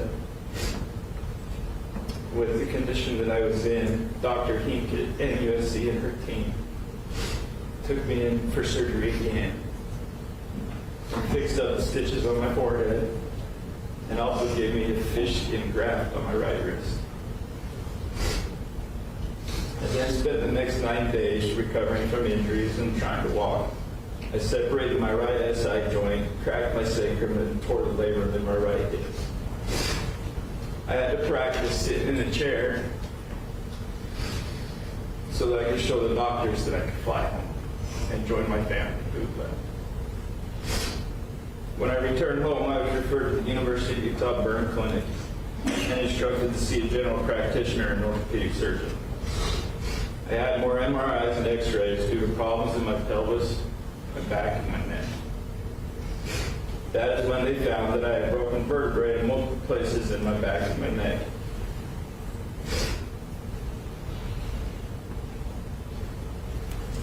And I still have issues there today.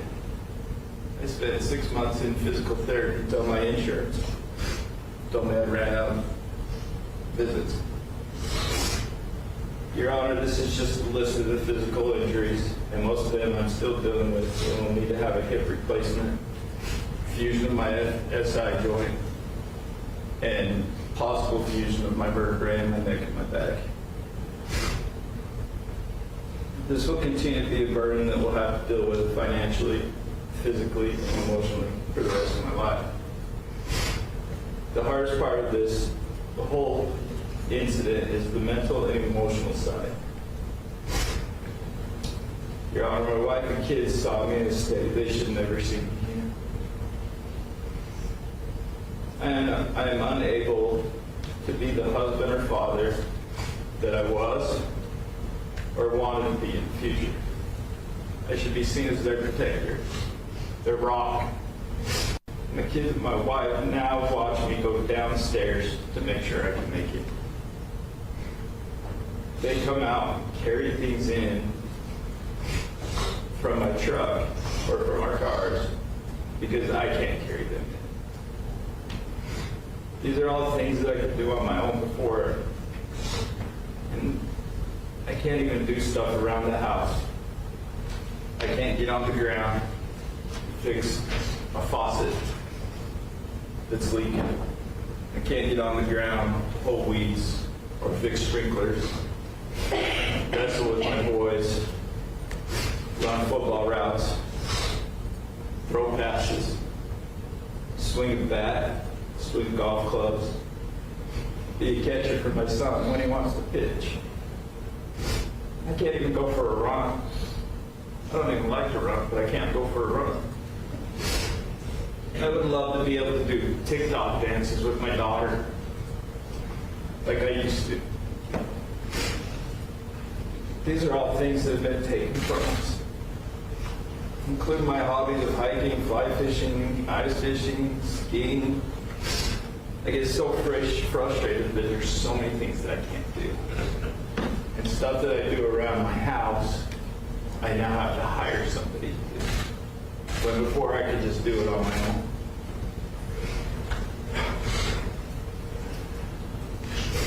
And whenever someone leaves our house, which we've got teenagers, so it happens all the time, we are nervous and always checking on them to see where they're at, hoping that they will make it home safely.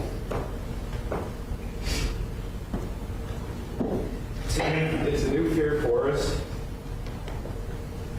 It's a new fear for me, just to even make it home. I have a golf ball in my truck that when I start getting anxious, anxiety when I'm driving, I can grab that golf ball and rub the dots, the dimples in it, to help ground me and help me calm down. And I always go back in my mind to that night, me being the driver, if there was something that I could have done. Something I could have done different. I replayed the events leading up to it constantly in my mind. Like Rogan going back to get Sam's cell phone. How long we sat at a stoplight listening to a song. Could I have gone a different route? Could I have gone slower? Could I have gone faster? These are the things that I struggle with every day. Every day I'm in constant pain and have no way to get the relief that I need. I have to go to work. I have a family to support, and I work in construction and drive a lot, so I can't take painkillers. When I get up in the morning, I say a prayer that the pain today will not be that bad, and then I'll be able to do the things that I need to do to take care of my family. It is a daily struggle. Some days it's hourly. But I will not let James' choice to drink and drive that night keep me from trying every day to get better. Your Honor, I don't know Jamie. I don't know her personality. I've never talked to her. I don't plan on talking to her.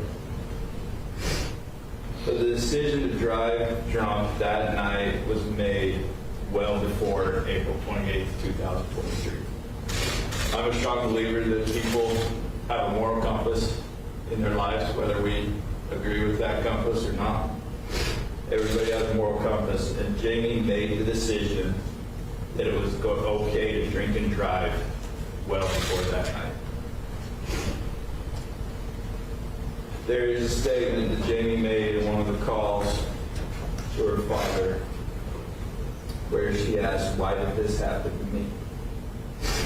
Like she didn't have control over this.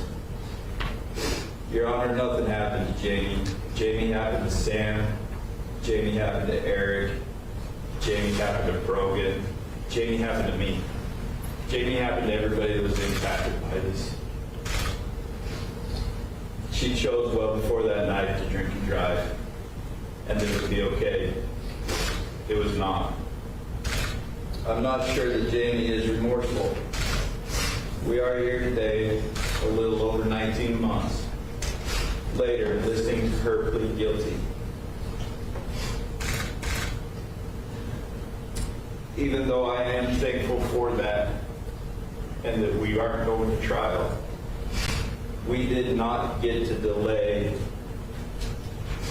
the physical and emotional prison that Jamie put us in for 19 months. The evidence was there. Why did it take this long? Jamie will serve her time and the penalty that the court decides, and we will respect that. She will eventually get out, but the prison that she has put us in will be with us the rest of our lives. We will never get Sam back.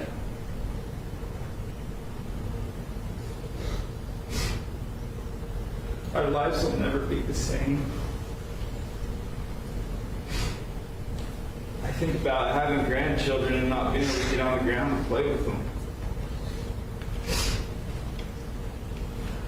I know the court will do what it needs to do, and we will accept that. And I thank you for your time, Your Honor. You're welcome.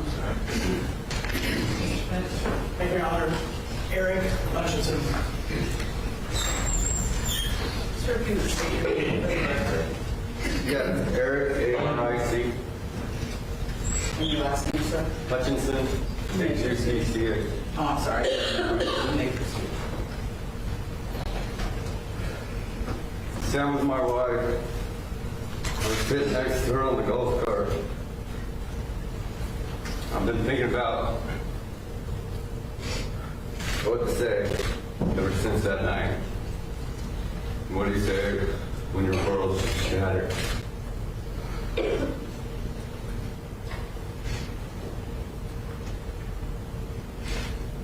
Physically, I'm in pain every day. My face hurts, my back hurts, my feet hurt. It's a struggle to get through every day. I've seen more doctors than I can count. I've seen more therapists.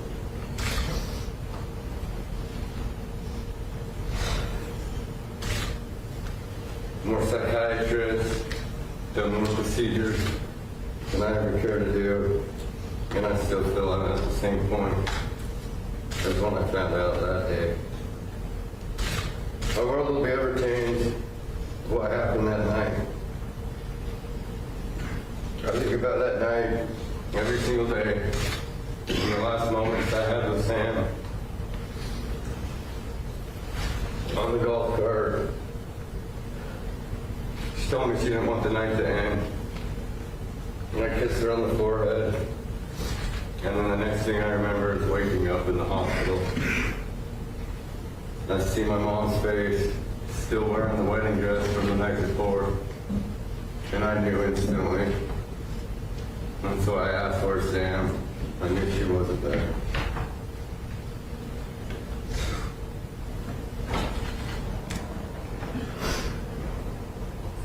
I was more than anything. It was me instead of Sam.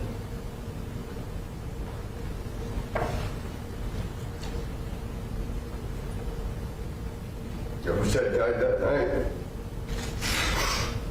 so she didn't have to go alone. I wish I saw you coming. And I jumped off the golf cart so you would only run me over. And pray to God that you'd miss that golf cart.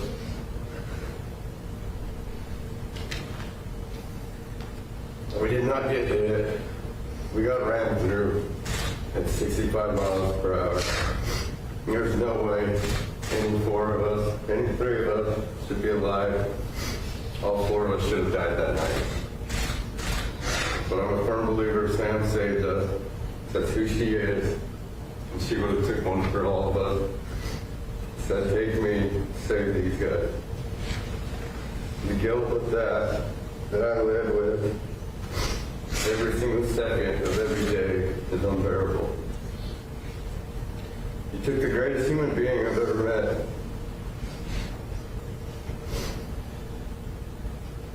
She's not coming back. She's gone. She was my world. And I'd give anything just for 1 second to hold her again. She wanted children. And she talked me into having two.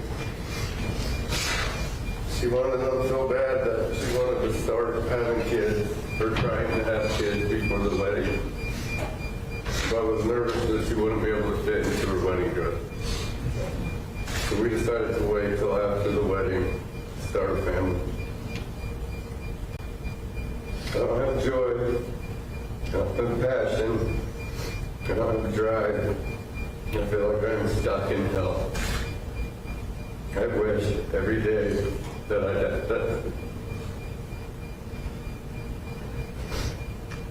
Do you know what it's like to vow to protect your wife and to do anything for her, and then to lose her hours after that? Something nobody should have to go through. This tragedy has touched so many people around the world. I've received letters, messages, strangers all over the country or world just hit home with a lot of people. And they have shown so much love and support. Your sentence does not matter to me. If I had it my way, I'd give you life. It seems only fair since you took Sam's life and the holes that you've ripped through her entire family, my family, and all of our friends. But I know that decision is not up to me. Regardless of what decision is made, I still will be in this hell. I still will have to go through everything. My brother-in-law will still have pain, will still have surgery. Sam's family will still miss their daughter and sister.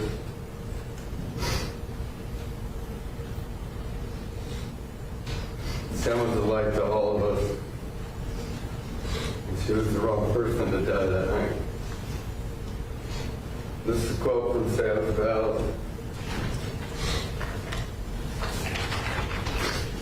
She said, I will love you today, tomorrow, and until I take my last breath on this earth.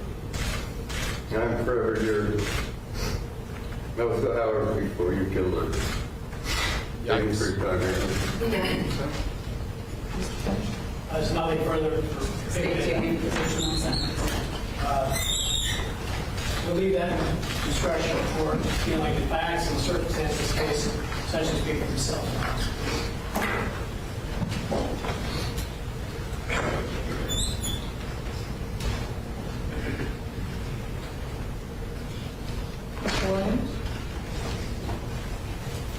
Your Honor, of course, indulgence, I'd like to address the court in argument on behalf of Ms. Komoroski. Sure, you may proceed.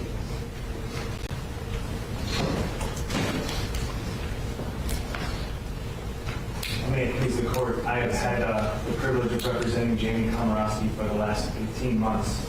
And before I get into my sentencing argument, I would just like to take a moment to truly express my deepest condolences to the Miller family, the Hutchinson family, the Garrett families. For my entire defense team, as well as the Komoroski family, we are truly regretful that you have to go through this. And I hope that your injuries will eventually clear up, and I'm so sorry that you have lost Samantha in your lives, and I mean that genuinely. Our entire defense team and the Komoroski family cannot fathom the pain that these lovely families are going through. And while we know it's never enough, we genuinely convey those deepest sympathies and prayers. And I want the court and everyone in the courtroom to know that Jamie has heard the calls for punishment. And as you will soon hear, she recognizes those calls are justified. Punishment is one cornerstone of our criminal justice system. And punishment is warranted here. No one is contesting that. Most importantly, Jamie. And we also recognize that punishment serves deterrence purposes and ensures that people are accountable for crimes that are committed, especially those that, like in this case, involve victims. Here has been highlighted a beautiful bride lost her life, and several were seriously injured. And that's, as I mentioned, that's not lost upon me, the Komoroskis, or our entire defense team, Your Honor. We also just respectfully ask this court to equally consider various other sentencing factors that are likewise cornerstones to the criminal justice system. Factors that we submit are material of fashioning an appropriate sentence here. And those factors necessarily include Jamie's history, her character, her rehabilitative potential, which must be equally weighed with the needs to protect society, to deter and to punish. It is my hopeful goal to convey to this honorable court that there is more to Jamie than just the person who committed these terrible crimes and who made these terrible decisions on April 28th. Jamie is a 27-year-old girl who stands before this court with no prior criminal offenses.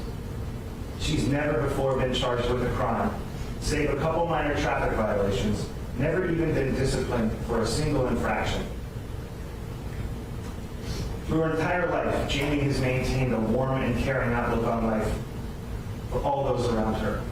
She's strived to help others even from a young age, entrusted by so many to care for infants and young children in some of the families where she grew up and in the Charleston metro area. This compassion and care is what caused Jamie to volunteer annually in high school to support the Special Olympics, a cause that was near and dear to her heart since she was a young child. As the court heard, Jamie attended college in coastal Carolina and obtained her science and business administration degree. And she ended her career at college on the dean's list, ultimately moving to Charleston after graduating in hopes that there would be employment she could sustain. Maintaining full-time employment, like for so many others, proved elusive for this young graduate. But instead, Jamie took a number of part-time jobs, including continuing babysitting services and working in the service industry in and around the Folly Beach area. Now, sadly, since her college graduation, Your Honor, Jamie has struggled with the demons of alcohol abuse. That is obviously clear here today. And this is something that has likewise challenged her extended family. Jamie was abusing alcohol on a near daily basis, and oftentimes well over in excess. And her addiction, I want to make this point very clearly to the court, it is not offered as an excuse to her conduct whatsoever, or to make it appear that she somehow is the victim. We all recognize, most importantly Jamie, that is not the case. She knows no one forced her to drink or drive a car. She, more than anyone in this courtroom, knows that. And I raise this only to demonstrate that her alcohol addiction, the level and scope of it, played a central role in how we arrived here today. As the court is well aware, this is unfortunately not a unique tale for those who struggle with alcohol abuse. Jamie undoubtedly made a tragic and terrible decision to get behind the wheel of a car on April 28th while significantly intoxicated. And it was hers, her decision, and no one else's. And I can tell you, after talking to Jamie on a near daily basis during the entire course of my representation, this evening continues to haunt her, and it will continue to do so for the rest of her life, no matter what happens in this courtroom today. Every day, Jamie tells me she wishes she could go back and change what she did, to shake that young girl to her senses. Even Jamie will admit that she doesn't recognize who she was back then, a sentiment that candidly even friends have shared, but unfortunately she can't. Now, Your Honor, it's often been said that character is truly demonstrated in times of struggle and failure, not in times of success. And in that vein, and in that concept, I ask the court to consider Jamie's actions and behavior since these tragic events of April 28th, in addition to her personal history and characteristics. Jamie has not approached this with a woe is me attitude or felt sorry for herself or tried to endorse any victim mentality. Instead, she immediately accepted her addiction and embraced the need for alcohol treatment. And while there were inherent limitations in the substance and depth of that treatment, she did what she could. When you say inherent limitations, what are you referring to? She was not able to be visited by a therapist while she was at Alcannon. And based on the restrictions... How long was she at Alcannon? She was there for a year. The court will indulge me for one moment. From April 28, 2023 until her release on March 1st, 2024. Is there a reason she didn't avail herself of the programs at the jail? The programs are very limited based on the ability to communicate with inmates there. There's a peer program, the 16 weeks that's available. Someone could have asked that if you ordered. She could have well taken advantage of that. No, Your Honor, to be sure, she did. I'm not talking about more substantive treatment, which obviously... Here is a substantive program. It's not much help. She did avail herself. She did do the peer program? Yes, ma'am. Okay. Excuse me, Your Honor, one second. Did she do the peer program, Mr. Williams? Is the peer program? It's an acronym, PIER. It's a substance abuse and intensive program that's 16 weeks at the jail. It's offered by Charleston Center. It's substantive drug and alcohol treatment. You have to sign up for it. We'll come seek you out. I do not. So she did not. Okay. You may continue. That's okay. Judge is not thrilled. Judge is like, yeah, did you take this program? It was never offered me. Well, you have to sign up for it. Well, whatever. It's like, well, you probably should have looked into it. Judge is not really feeling this. It's not going great for defense counsel over here so far. Jamie, as the court heard, she's been participating in AA meetings while detained without canon, and since her release to restricted house arrest, in participating in meetings 6 days a week. She has hosted in-person meetings at her apartment every Friday, and also chairs an AA meeting on a weekly basis. Jamie has also volunteered to answer the AA hotline once a week, trying to offer steady and experienced counseling to individuals who may be in crisis. So why didn't she try to get some inpatient treatment? What was the impediment to that? Or having something, not that I'm knocking AA because I don't, it is for many, it is a great program that assists them, but it usually follows something more substantive, such as intensive inpatient treatment or ongoing intensive outpatient treatment. And I think that's the question that I'm more interested or most interested in hearing. When you say someone's availed themselves of substance abuse treatment, I expect something more than AA. We attempted to do that, Your Honor, when we had her detention or bond hearing. In fact, She's been out since March 21st, so let's go from there forward. An extremely restricted house arrest, and as I understand it, unable to facilitate the visits unless we were to go to a facility where she could Put it back for permission to do, correct? And so that's what there was no attempt to have any type of treatment of that sort. Endorsement of that permission from the state was not forthcoming, Your Honor. Did you ask? We did. We had those discussions. Did she make any attempts to have any online therapy? As best as she could, Your Honor. Yes, ma'am. You may continue. Thank you. You're welcome. While detained at Alcan, she obtained a professional skills credential from South Carolina Works in digital literacy while she was detained. And following her release under the House release conditions, as she alluded to, she's been working 2 jobs, trying to continue to be a contributing member as best as she could under those circumstances to society. She worked remotely as a web designer, and then one colleague through AA was so compelled by her that she hired her as a remote digital marketing assistant, which I am told is a job that she can avail herself of ultimately when she is released. As you'll soon hear from Jamie herself, she deeply regrets these decisions that she made on April 28th. And since the day we were retained, she's been heartbroken for Samantha, Eric, and the families that were involved in this ever since the crash. It's important, and I know she wants me to express this, that she is a daughter and sister, and she has, since day one, expressed her sorrow and remorse for the actions that she committed. This has been Jamie's goal and intention ever since we were retained. But on the advice of counsel, we recommended that she hold back on that. There was a period of time where discovery was not available for a while, and any delay in this guilty plea should be attributed solely to our obligation, our ethical and professional obligation to explore defenses and mitigation possibilities, not because of Jamie's failure or unwillingness to plead guilty and exhibit remorse and accept her responsibility. One instance, as attached in our sentencing memorandum, related to a time where we needed to retain a blood alcohol forensics toxicologist to review the state's findings, and we have attached counter findings to that. Did you all provide a hard copy of the mitigation packet that you provided to the court, to my law clerk today? Mr. Williams indicated he planned to bring one with him. Yes, sure, we have one. And do you wish to have that filed? We already filed them? We have an redacted version of the file and a redacted version of the Yes.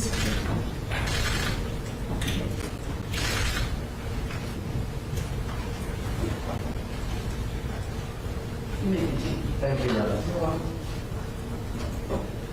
As I referenced, we included findings of our forensic toxicologist who was retained on behalf of the defense, but I want to emphasize that regardless of that lower BAC, that Jamie recognizes the gravity of her crimes and has consistently shown unabated remorse for her actions. I offer that only for the court's consideration in the context of mitigation, and we certainly recognize that regardless, it is above the legal limit.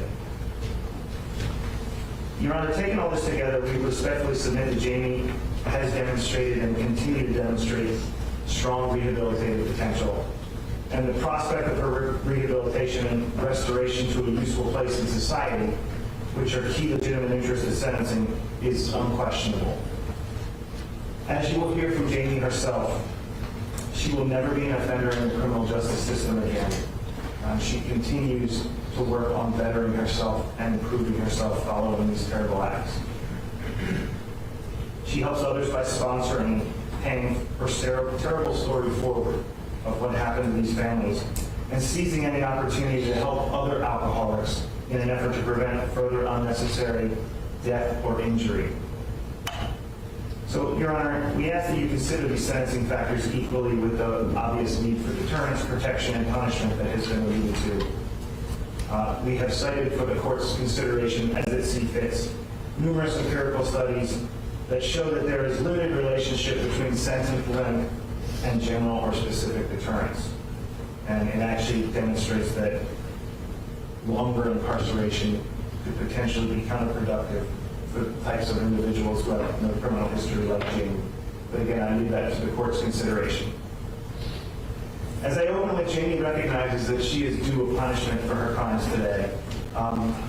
The court, as you heard me say, she's been detained at Alcannon from April 28, 2023 until her release on March 1st, 2024. And since her release, she's been fully compliant with the terms of her monitored house arrest. Pursuant to South Carolina Code Section 241340, we respectfully ask that the court grant Jamie credit for her time served under strictly monitored house arrest, of which she's had no violations.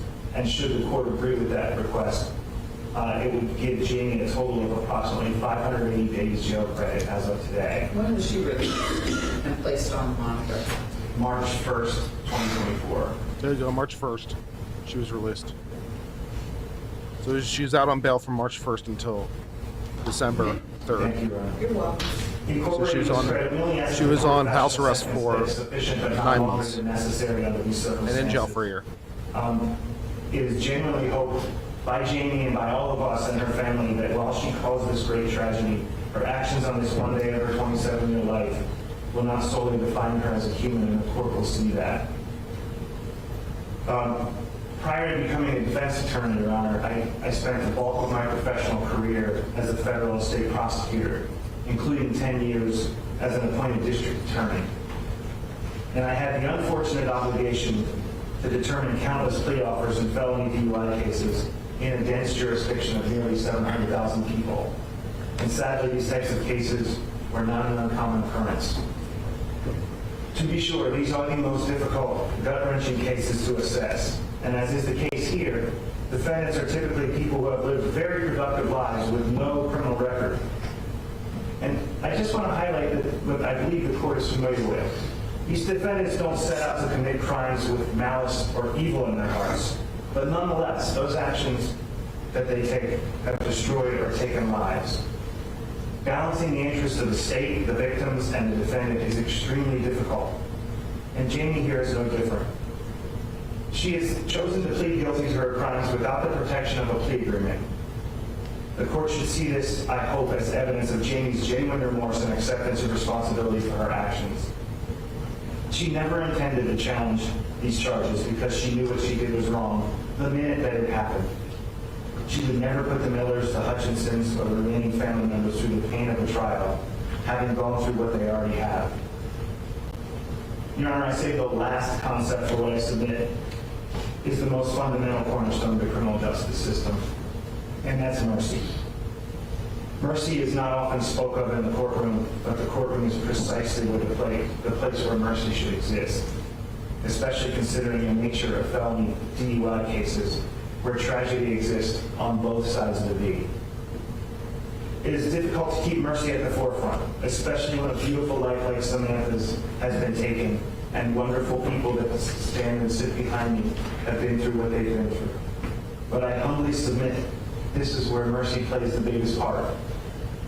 Jamie and our defense team are not arguing for release. As stated, we recognize that punishment is warranted here. But we simply ask the court, is this 27-year-old girl with no criminal history, who struggles to face the demons of alcohol abuse, and who made a tragic error in judgment to drink and drive, who has no history of violence, and who most importantly has regretted and has been remorseful for her actions since the moment she committed them, is this girl deserving of the court's mercy? We humbly submit the answer is yes, and under these circumstances, ask the court to properly fashion a sentence that is sufficient but not greater than necessary to punish the conduct here. Jamie's a young girl who made a truly terrible error in judgment, and there but for the grace of God to us all. That concludes my... Yes, as long as we're doing technically correct is the best kind of correct on the difference between bail and bond. My Lord.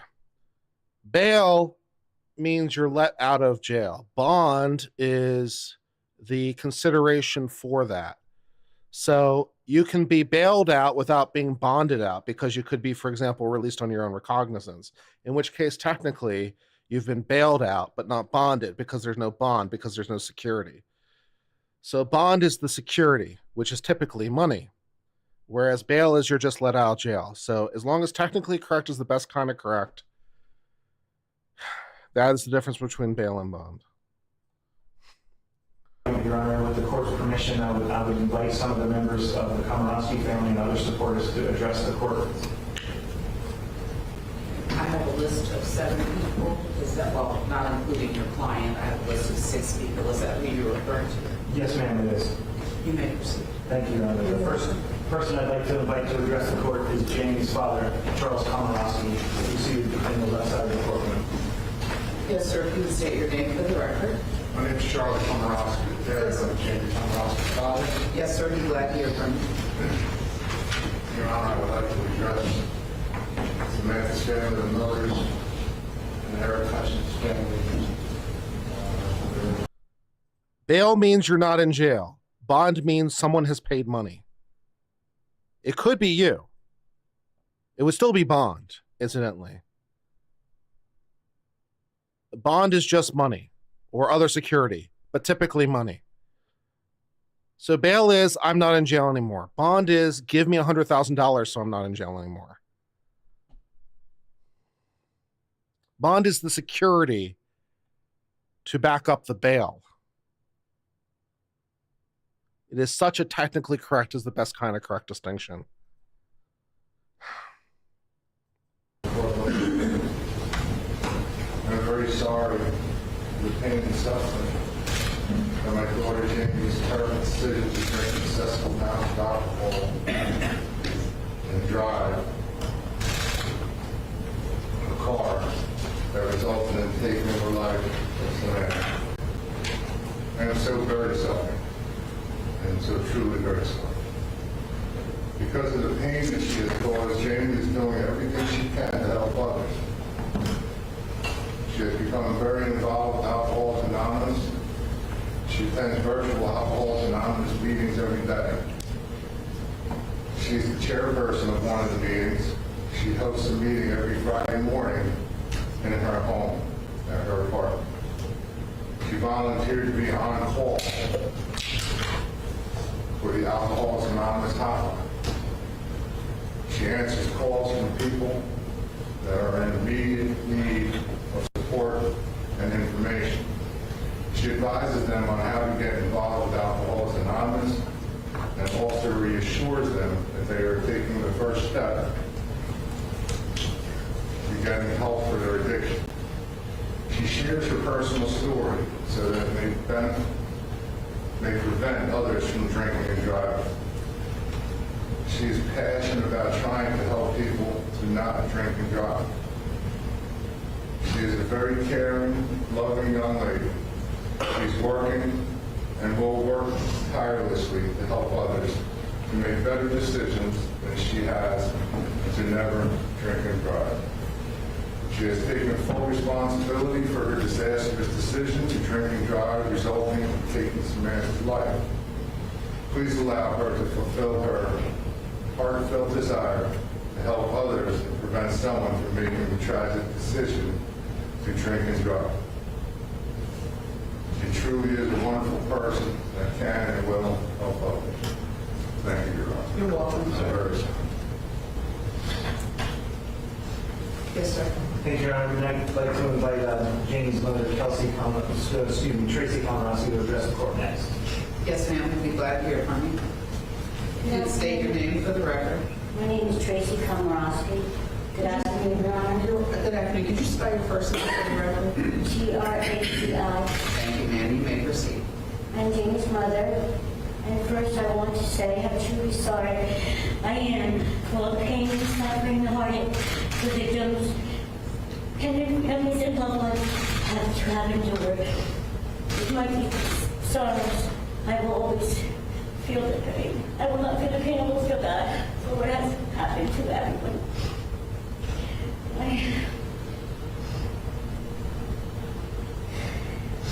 Jamie is compassionate, caring, generous, and a loving person. She's been a loyal friend, sister, and daughter. She greatly cares for others and wants the best and happiness for others. This makes her happy. Jamie was a good student who graduated from Coastal Carolina College and made Dean's List. She chose to stay in South Carolina to live rather than come back home to New Jersey.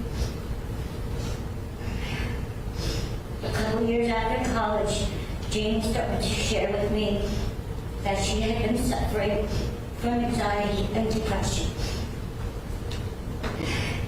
We spoke about talking to someone and seeing a doctor, which she did. I'm having really bad nightmares right now about like really fine distinction in law. Kestrel's got my mind going in weird places. It's like, okay, now my mind has suddenly decided now is a really good time to remember the difference between bequeath and devise. It's like one refers to personal property and one refers to real property. I'm not sure which is which, though. It's been a hot minute. Damn it. Well, her anxiety and depression was due to being homesick and lonely and perhaps just to the daily stress of life. I now believe Jamie was using alcohol to cope with her feelings. I will forever regret not speaking to Jamie about alcoholism because it is in our immediate family. Jamie has been doing everything she can to better herself. As I know these things are being repeated, but this is what I wrote down. She has been involved with AA and its members. She joins meetings online, answers AA hotline calls to help others. Jamie is constantly sharing her story, possibly help others from making the same mistakes she has. She has opened her heart to many. I respect your sentence for Jamie, Your Honor, but I do ask for some mercy on my daughter. I know she made a horrible decision, but she is a good person. And I thank you for this opportunity to speak about her daughter today. You're welcome, ma'am. Is there anyone else that wishes to address the court? Yes, Your Honor. Next, I would invite Jamie's sister, Kelsey Komoroski, to address the court. Yes, ma'am. If you would tell us your name for the record. Kelsey Komoroski. You can spell your first name, please. K-E-L-S-I. Thank you, ma'am. You may proceed. Thank you. You're welcome. Of course, first want to apologize to friends and family and loved ones of Samantha. So sorry, and nothing that we got here today to be able to, this is horrible decision back. I wish there was a gentleman. Ma'am, we need you to speak up for us. Who's this bitch? I can't hear you. I'm sorry. I wish there was a way to go back in time and I think this is the sister. the horrible decisions that Jamie made that night. And Yeah. I can only imagine the Kelsey? depth of your sorrow, your heartbreak. I am truly, truly sorry. know a lot of people have spoken about what Jamie has done since being released and coming onto house arrest. And I think the biggest note here is that she's just taken as much action as she can. There was an action that caused a death, and I know she's going to vow and commit herself to facing actions out in the world that could hopefully right these wrongs in one way or another. She's here to help others through their struggles and to be more open about struggles of alcoholism. You know, how you see it in your family and how you can prevent things from moving forward to something so devastating happening. I love Jerry very much, and I'm sure that's hard for some people to hear, but I've known her whole life. She's not a bad person. She won't wish harm on anybody. She did make a horrible, horrible mistake. I am very sorry to Ben's families and loved ones, and I just ask the court sees the potential in her to be able to move forward and help others. I know she will, wherever she may be. And I just thank you for your time today. You're welcome. Yes, sir. Thank you, Your Honor. Next, I invite Kim Walters to address the court. AA jail counselor. You would state your name for the record. Yes, Kimberly Walters. You may proceed. First of all, I'm deeply sorry for the loss of Clint, as well as the financial implications, as well as the physical implications of the family. My name is Kimberly Walters, and I'm a sober member of Alcoholics Anonymous. I've been attending MEA for many years. I take meetings to the jail, and that's where I met the defendant, Jamie. I met her in May 2023. She was extremely sad and confused when I met her, and she didn't grasp the situation. While in Jamie, she had limited access to counseling while she was in jail, but she did attend the AA meetings that we brought in from the outside. We provided her with a big book, and she started to go through it with some of the members within her community and read the big book as well. When she was released on house arrest, she reached out to me through some of the Zoom meetings and asked me to be her sponsor, and I gladly accepted. As her sponsor, I met with Jamie twice a week at her apartment, where we went to the big book. We began working the 12 steps of AA. And AA is not just a fellowship, it is a way of life. It's a way of life for me and many others to keep me sober. I work with other alcoholics. She is taking complete action for accountability for her actions, and she's made amends where she can. Jamie approaches the part of the process with fearless and determination to turn her life around and take responsibility for her actions. She made the direct amends where she could, and she took on a path of honesty and integrity.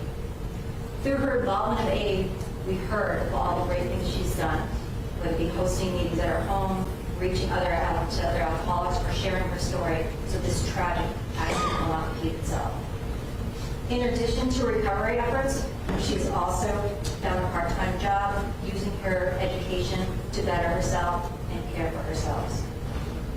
This opportunity has allowed her to get back to the community by advancing her career. She's passionate about helping others, as we've heard, and helping other local run businesses and helping other women and alcoholics.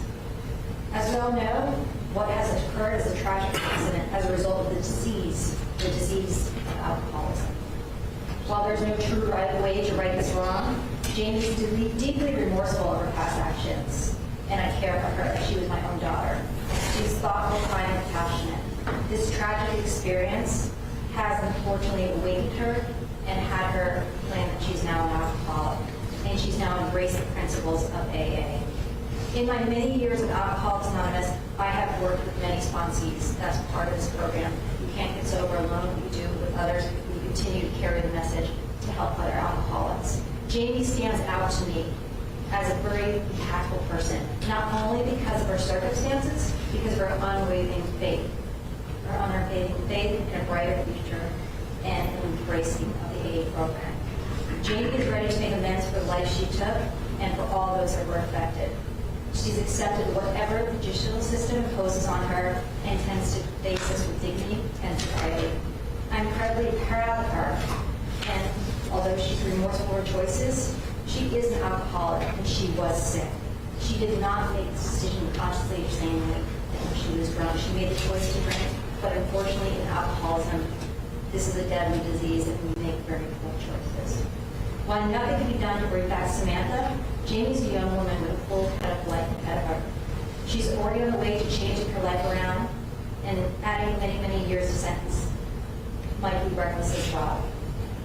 I have 2 teenage daughters, and while I would be devastated if something happened to them, I would hate for another life to be taken away through a lengthy sentence.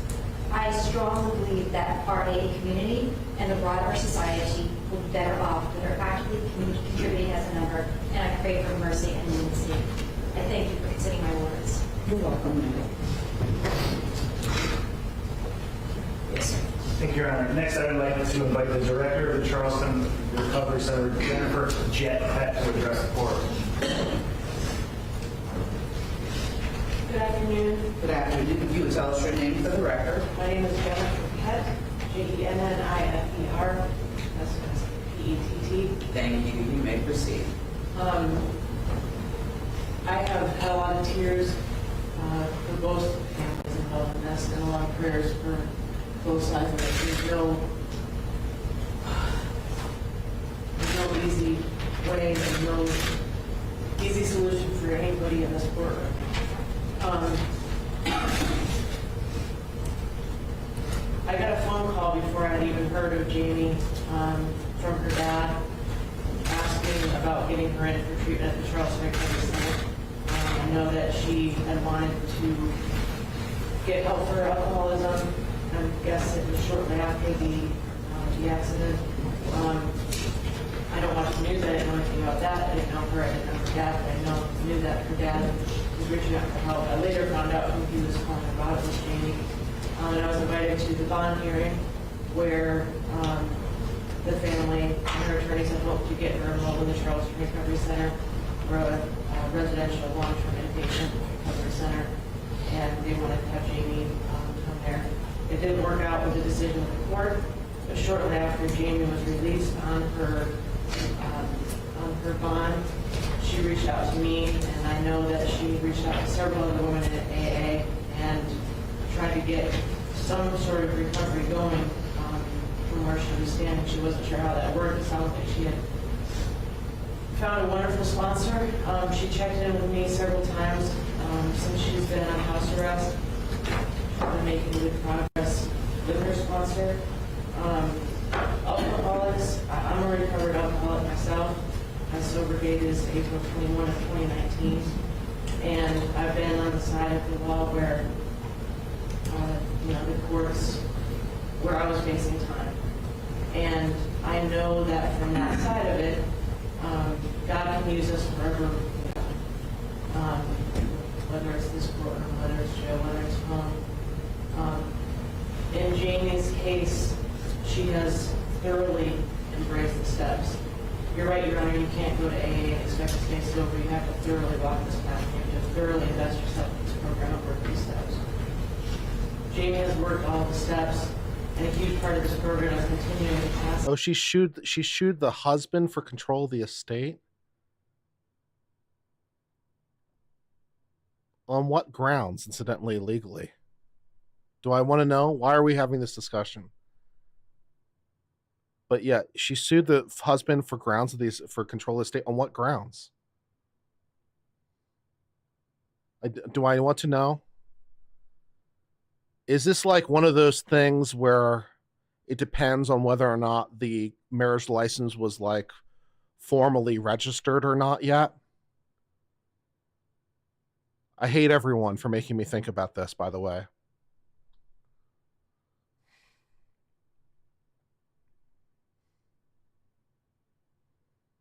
No? Then what would be the legal grounds? Invalid marriage? On what grounds? Well, why was the marriage invalid? Not consummated? That doesn't make the marriage not valid. Also, that's a really shitty thing to do. That's incredibly shitty. She sued him because he hadn't had time to bang his bride yet? Wow. First of all, that's not legally required for a marriage. Second of all, holy shit.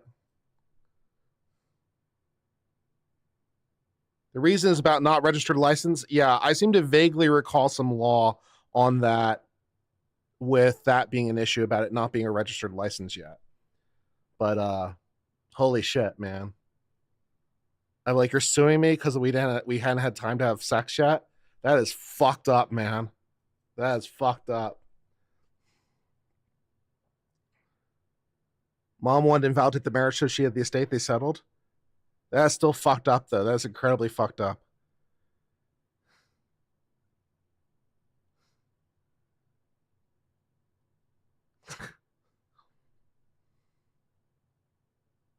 What marriage? The marriage of the bride and groom.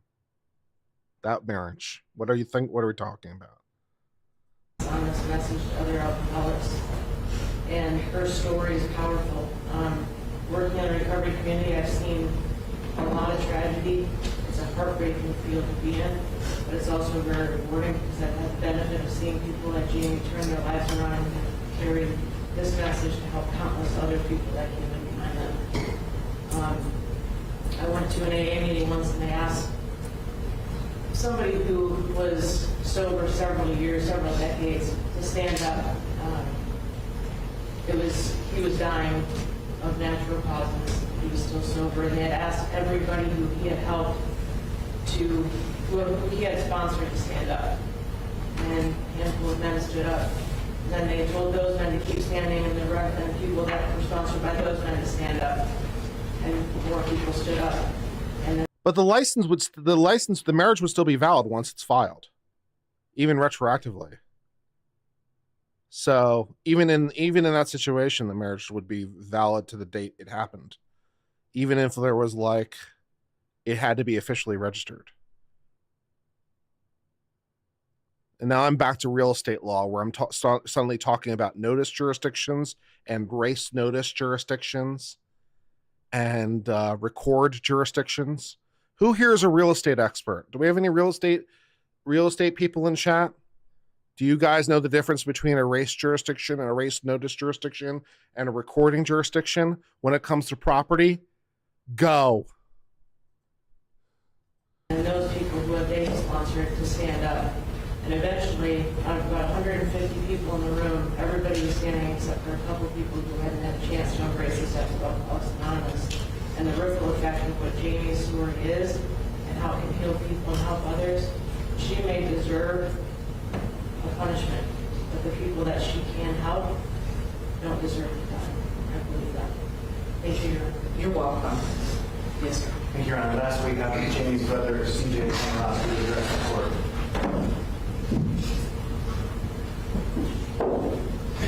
Sir, if you could tell us your name for the record. My name is CJ Komoroski. You may proceed. Good afternoon, Your Honor. Good afternoon. To Mr. and Miss Miller and Eric, I'm so sorry for what you lost and what you will not get back. I'll carry this day with me as a reminder to forever and always be careful and think twice to make sure nothing like this will ever happen again. I wholeheartedly believe in my sister Jamie that she truly does feel the same way. I trust her. I'm confident in her beliefs and her abilities to make something right out of all this. That is all. Thank you all for your time. Thank you. Yes, sir. Thank you, Your Honor. With the court's permission, I would like to invite Jamie up to address the court.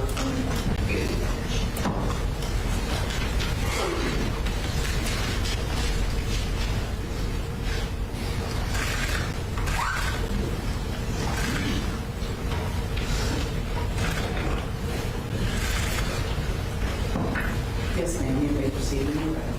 Thank you, Your Honor. You're welcome.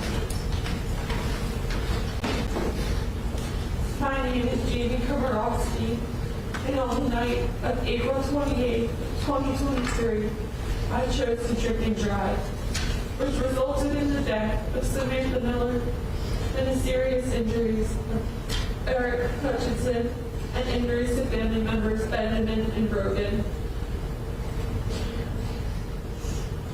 This is the worst decision I have ever made in my life. That much is fair. And it has affected the lives of so many. First and foremost, I want to address all the victims of the accident I caused and say how truly and deeply sorry I am.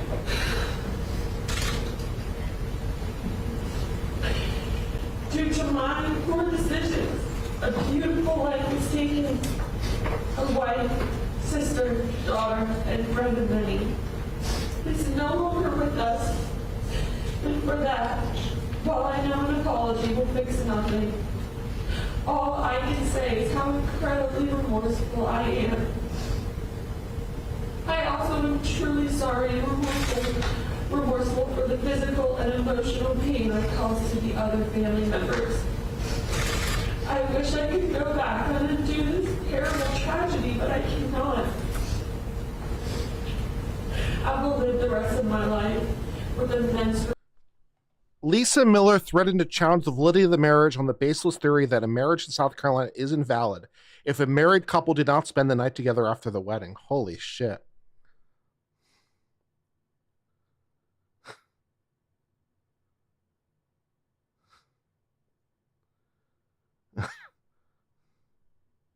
What a bitch.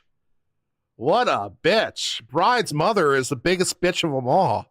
What a bitch. I think Bride's mother might be a bigger bitch than the murderer. I don't know, man. I think Bride's mother might be a bigger bitch. Sued husband because their marriage wasn't valid because they hadn't slept together after the marriage. Holy shit.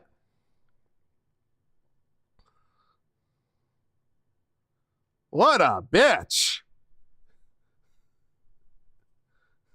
Regret for what happened that night.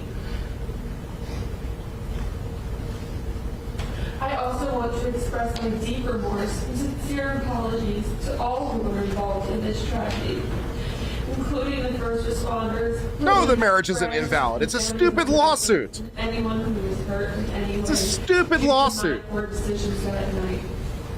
This will be something that impacts all of you for the rest of your lives. I take full responsibility for the tragic outcome that my decisions have made. I will carry this guilt with me for the rest of my life. And as much as I wish I could go back in time and have none of this happen, I know that cannot be done. A lesson I have learned is that just because you have good intentions or would never want to hurt anyone, if you aren't being responsible for your actions, you can and you will hurt people. I know I am going to be punished for these actions, and I agree that it is something that must be done.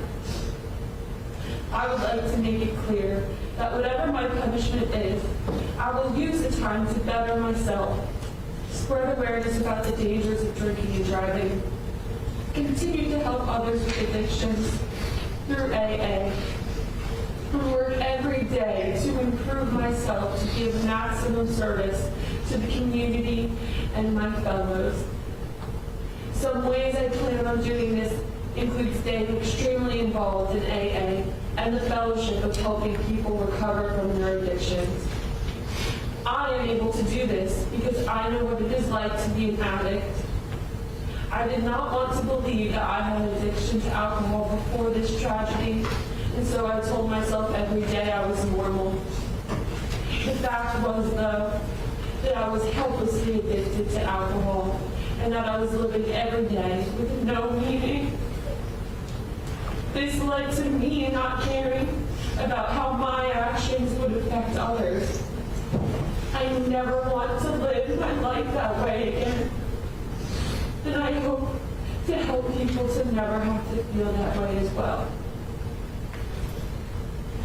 After completing my sentence, however long Your Honor decides, I plan on going back to school to get a master's degree in animal-assisted therapy. This degree will allow me to follow out my dreams of being able to help people recover from PTSD, anxiety, depression, addiction, and more through the use of rescue animals.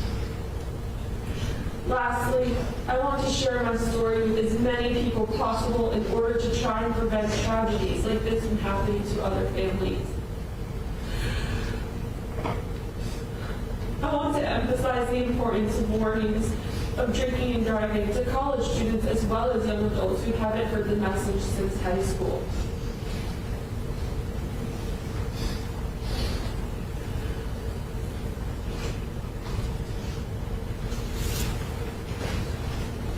It is vital that the warnings of drinking and driving don't stop after the age of 18.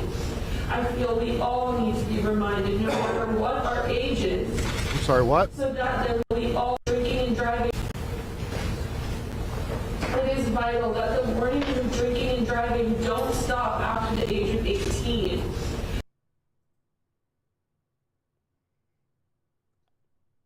Well, you can't drink and drive until you're 21, so... I feel we all need to be reminded, no matter what our age is, so that the reality that this can happen, if not careful, stays fresh in people's minds. I have never been in trouble before, but one isolated decision of mine devastated so many lives. All of this work I plan on doing will be dedicated to Samantha and her family. Unfortunately, it took this incredible tragedy and terrible incident to wake me up to the extent of my addiction. I hope to help people wake up and rehabilitate before it's too late. Because every single decision we make has consequences, and knowing you have taken a beautiful life from this world is something I will live with every moment of every day going forward. A life that should have lived on to fulfill all of her dreams and ambitions, who would have helped so many people in life, all because of my own inconsiderate and thoughtless actions. I want the last thing that I say to be that from the very bottom of my heart, with every fiber in my being, how sorry I am, and that I take full responsibility for my actions. Hopefully one day you will be able to forgive me, but I know forgiveness must be earned, regardless of whether that day ever comes. Please know that I will always be devastated, deeply ashamed, and terribly sorry for what I have done. I pray God stands by the side of my victims and their family and loved ones for the rest of their lives. Thank you. Well, I mean, at least it was a better attempt than Sarah Boone. At least she had the right sentiment, right? I mean, she tried to make the right kind of, statement. So that was nice. Okay. Then we're going to skip to the actual sentencing. So I'll just tell you what happened. At this point, the court asks the prosecution to address the defense's request to have the home confinement count towards time served. So I don't know the law well enough on this issue, but I do know that it's possible. And because the issue is you're in jail because your freedom's taken away, right? So that's counts as confinement. So whether house arrest qualifies as counts as being confined enough to count towards your time is obviously a very technical legal issue. So we're not going to get into the finer points of it, but it is possible in principle. So somewhere along the way, they can put enough conditions on you that it will count towards your time. So there was an argument about whether or not the 9 months that she was not in jail on bond counted towards her time or not. So we'll skip that part of the argument because it's really super duper law geeky, and we'll just go to the sentencing because that's fine.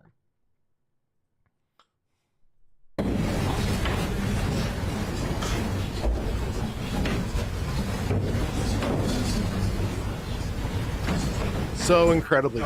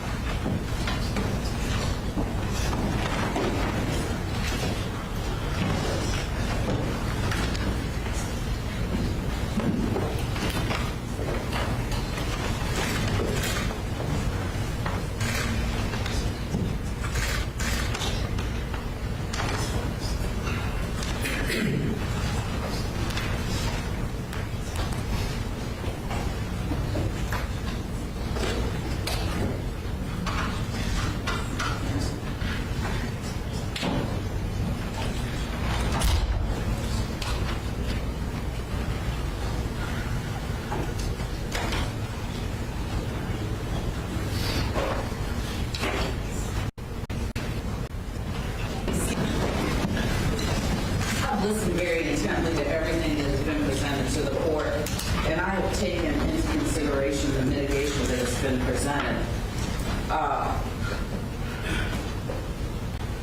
And based on what has been presented to the court, I find the following appropriate in the nature of sentencing. On the offense of reckless driving, reckless homicide, which is 2023 GS 103895, you're sentenced to the State Department of Corrections for a period of 10 years and $5,000, provided upon the service of 10 years.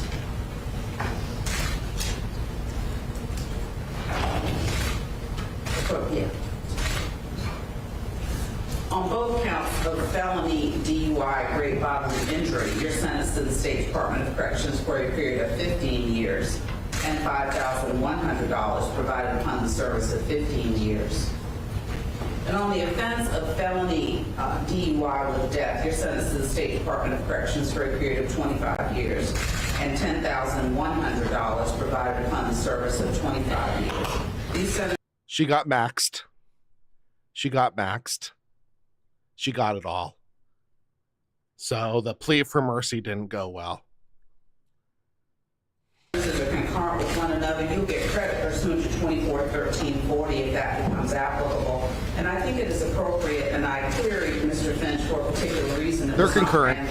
Our state legislature, in their infinite wisdom, amended 241340 to allow for time spent on monitored house arrest. And it was contemplated that a person get credit when they are basically in jail at home.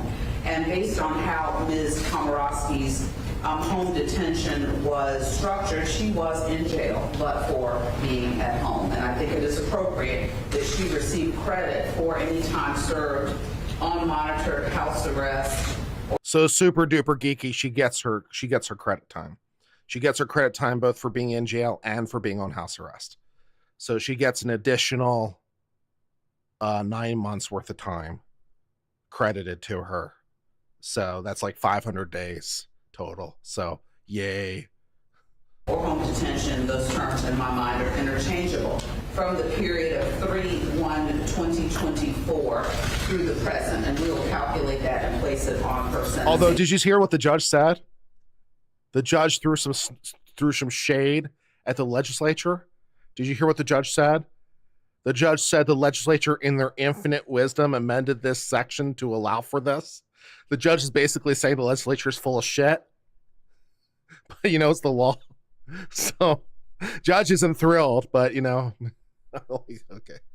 Again, these sentences are concurrent. I've ordered the ATU that is available to her, and she will get credit for any time served pursuant to 241340. Thank you all for your time and your attention today. Have a good afternoon. That's and it. I believe the clearance of the courtroom to security, so I would ask that everyone stay in place and allow Major Bernstead and those who are assisting him. Ma'am, you may want to leave any valuables you have with your family. leave that to them. So I would ask that everyone stay seated until security does what they need to do in terms of clearing the courtroom. Why isn't she handcuffed now? And Mr. Curry and his client are present. As soon as y'all get through doing that, if y'all could bring him in so we can take care of his matter as well.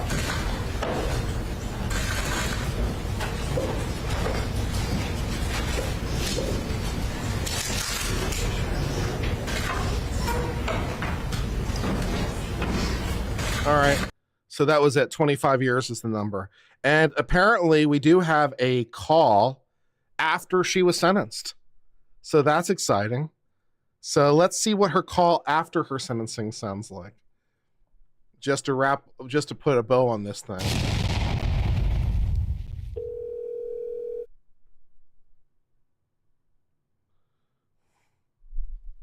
Hi. Jamie, hi, baby. Hi, Mommy. I'm so sorry, Jamie. Okay. Okay. We're going to get through it, okay? Yeah, I just needed to call to make sure you and Dad and Kelsey are okay. We're okay, honey, okay? Your sister's a little sick enough so she had to just run. She just threw up, like, before when we got out of the gate, and now she's going to the bathroom and threw up again. Okay. But other than sick, we're okay. We're going to be okay, Jamie. Don't worry about us, okay?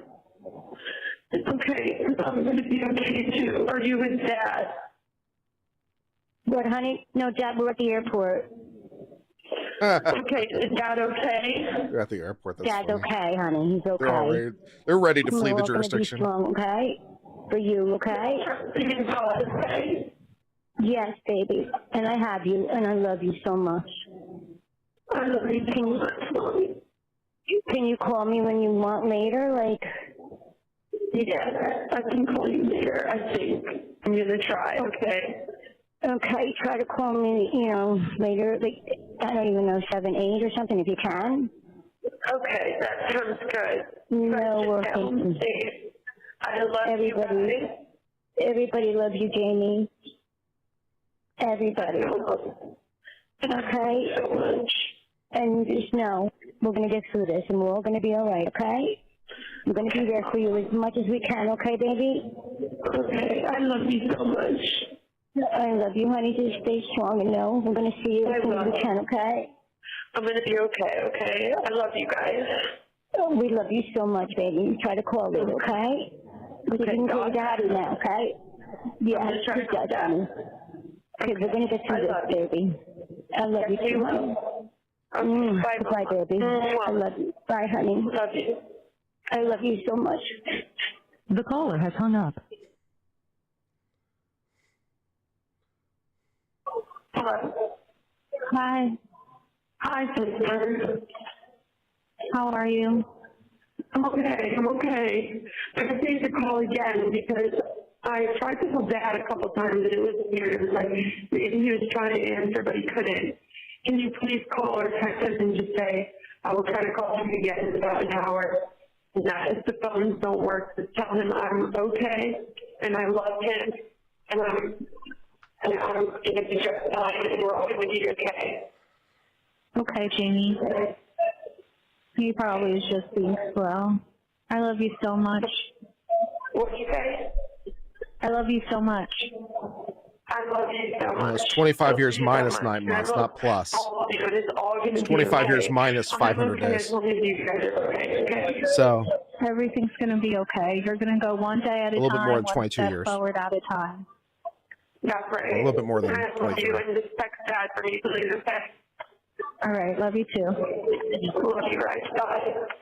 Bye. Hi, Daddy. Hey, baby, you're playing a little phone tag, huh? I'm sorry, I totally got it, what the problem was. I'm so glad you answered this time, but I already talked to Mommy and Kelsey and TJ. Yeah, I talked to them also. I talked to Securus about 40 times already. Oh my gosh, you're so funny. I'm okay, Dad. I'm okay.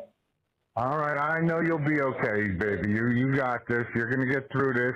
She got It's maxed not out, what we man. expected, She got mixed but out. We're ready for anything. Yeah. She got it all. Right? What's that? You're okay? Yeah, I'm good. In fact, I just ate the last of the Thanksgiving turkey and stuff, and it was really good. Oh, I'm so happy. Yeah. Jim, and, the standard rule on concurrent versus consecutive, and it's not a hard and fast rule, but the standard rule is all the time is served together if they're all part of the same criminal transaction, which is the series of events that are closely related in time and or purpose that are all interrelated. So the standard rule, and some states have modified this, particularly when it comes to intentional murder, but the standard rule is that all the crimes that occur as part of the same criminal transaction, all their sentences are served at the same time, concurrently. And consecutive is where the crimes are distinct transactions. So because this was obviously a single criminal transaction, all these were related in time and or purpose, concurrent would be the more correct standard rule. So, but that's the standard distinction. And then for particularly egregious crimes, sometimes it's up to the judge, sometimes the legislature has changed that by operational law, but that's the standard rule. So hopefully that's slightly helpful. And we're going to be okay, honey. I mean, this wasn't, our first plan or our second plan, but it's now our third plan, and we're good. Yeah, we're going to be okay. Just grateful. We're going to be okay. To talk to you. And I just want you to know I'm out of the morning. I'm back in the unit that I was, like, when I was here. So I'm having a hard time. I'm having a hard time hearing you. I'm back in the unit with Tanner, in Tanner's unit, so I'll see her later. So I'm happy about that. All right. Well, listen, you can connect back up with Tanner. That's one good thing. Now that we know that we can get the calls through, that's good. I have money on the account, so you can call whenever. Are they treating you properly? Now they are, yes. Yes. Okay, that's much better, whatever you did with the phone. Okay, yeah, they are now. I mean, at first it was rough. They put me in, like, BMU, which is, like, it was just tough at the beginning, but then finally, after demanding, but just repeatedly asking to get help, they finally started helping me. Okay, good. Well, listen, you know how that works. You gotta work the system to get what you need. Yeah, I feel better now. They're helping me, and I talked to Ms. B, and I talked to the doctor, and so I'm just grateful I'm alive. I'm grateful I can talk to you, and everything is going to be okay. Baby, I told your mother and your sister and your brother that you're alive. We can talk to you. We can come visit you when all this settles down a little bit, and we will be able to be in each other's lives, forever. And I also told them that, they need to, we all need to, us four need to live our lives the way that you want us to. We can't be moping around. We can't be down and out. You would not want that. And that's what I told your mom and your sister and your brother. Exactly. I want to hear about all the fun things you do in Greenville, and I want to hear about all the fun things you do. And that's what makes me happiest. Knowing you guys are okay. I can be anywhere, and I'll be okay as long as I know you guys are okay. That's what I told. I told them that they need to be happy for you, and that's what you want. Okay. Thank you, Dad. Okay. All right, so and I'll try to give you a call tonight, maybe. All right, I love it. Do you have to get off? No, I don't. I could talk longer. Okay. All right. Well, but no, I want to talk to you if you want to keep talking. Yeah. So, how's Joseph? That thing attacked me 3 times today. First thing I went to do this morning, I tried to be nice, bent down to pet him, and he bit me. No. No, but that's all right. I'm gonna win him over. He ain't gonna win this battle. You know that. That's right. Okay. Yes. And I leave my door open now so he can go in there whenever he wants. Got it. And we're going to be buddies. Good. I love I'm you. going to make him meet my friend. I love you, baby. I love you so much. I'm just like, God, you don't always get exactly what you pray for because God has a plan. You can't do it right now. But I'm going to help so many people. I'm going to try to help as many people as I possibly can. And, like, I'm okay. I'm going to be okay. I'm going to have stuff to do. I'm going to be friends. I'm going to be done. And I can crochet you guys stuff all the time. And I can see you guys in person. And, like, you know, this too will end for me. Like, this too shall pass. And you're alive. You know, you're alive. And I'm alive. Yeah. There's more than we can say for some talk people. and we can visit and everything. I already told your mom and your sister and brother that once everything is settled and I figure out how I can come visit you, that I'm going to bring your mom down right away, and then I'll bring her there to see you. And, you know, and then I told your sister and your brother that I'll bringing them down to see you once we figure out how to meet up. So, you know, I'm getting, you guys well, I've only been here a couple hours, so I didn't really do too much yet, but I'm going to set it up, you know, so that I can have them come and stay and we can come visit you. Okay, Daddy. Well, I just want you to rest and relax and have peace in your heart because God is with all of us. And I have peace in my heart, and you have peace in your heart, and everything's going to be okay. Right. Grandma and Grandpa send their love. Merrick, Cindy, everybody is you know, concerned for you, and I told them that you're going to be okay and that you got this. Perfect. Yeah, I'll just keep telling them that, and that I'm going to be just fine, and God has a plan, and I trust Him, and I trust you. Yeah. That's right. And you and I will get through this, and, you know, we just went to Plan C. That's all. We had Plan A, B, and now we're on Plan C. That's right, Daddy. And it's going to work out. The future holds. What's that? We will just wait. Who knows what the future holds? We will see. Right. So where do they have you now? Where I was, like, for the longest time, I was a Tanner. Yeah. That's where you're going, right? In the same place Tanner's at? That's where I am right now. At first, they put me in another, like, in this jail. Right. They put her back in jail. Like, so you saw Tanner already? No, I haven't seen her yet. Oh, okay. Okay. She's When are you in going class to see right her? now. She's at class right now. I'll probably see her soon. Oh, okay. I have 1%. I have 1% of my tablet. I love you. Charge your stuff. I love you, and I'll talk to you. I love you. I'll talk to you whenever you want. Okay. Okay. I love you so much. Love you. Charge your stuff up, will you? Okay, I will. All right. Love you. Love you, Daddy. Bye. Talk to you later. I'll talk to you later. Bye. These are the greatest phone calls ever, man. Hi, sweetheart. I'm so happy to get to hear from you again. Oh my God, I didn't, Mommy. Thank you, baby. I didn't expect it, so I'm so surprised.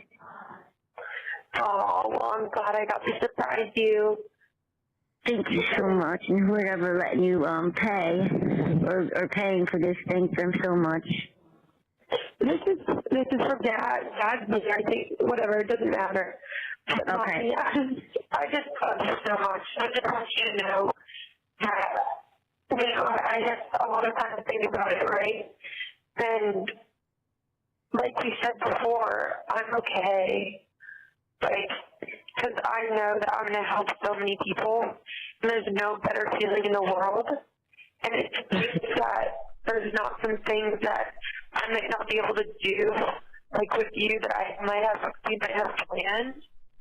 But it's okay, Mommy, because I have the best mommy in the whole world, and I still have you, you know. And I still have you, yep. It is okay, baby. I love you so much, Jamie. And you're right, and Kim and your friends have all been texting me, and they're so kind. Oh, I'm so happy. And I'm much dinner, and everything else they need. And I'm just remembering that God loves all of us, so. That's right. Where will you be then tonight? Like with Tanner? They put me away from all the girls, and that was not good for me. And then finally, they put me back with like all Tanner and stuff.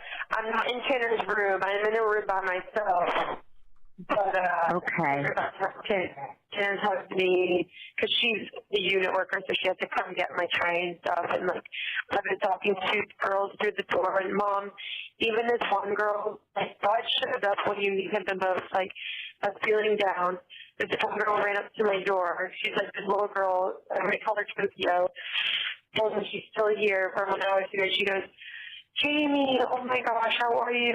It's going to be okay. And she was like, you know, I was just thinking, I remember when I first got here and we were out on the rec yard and you told me to give it all to God. Just give it all to God. And I still think about that.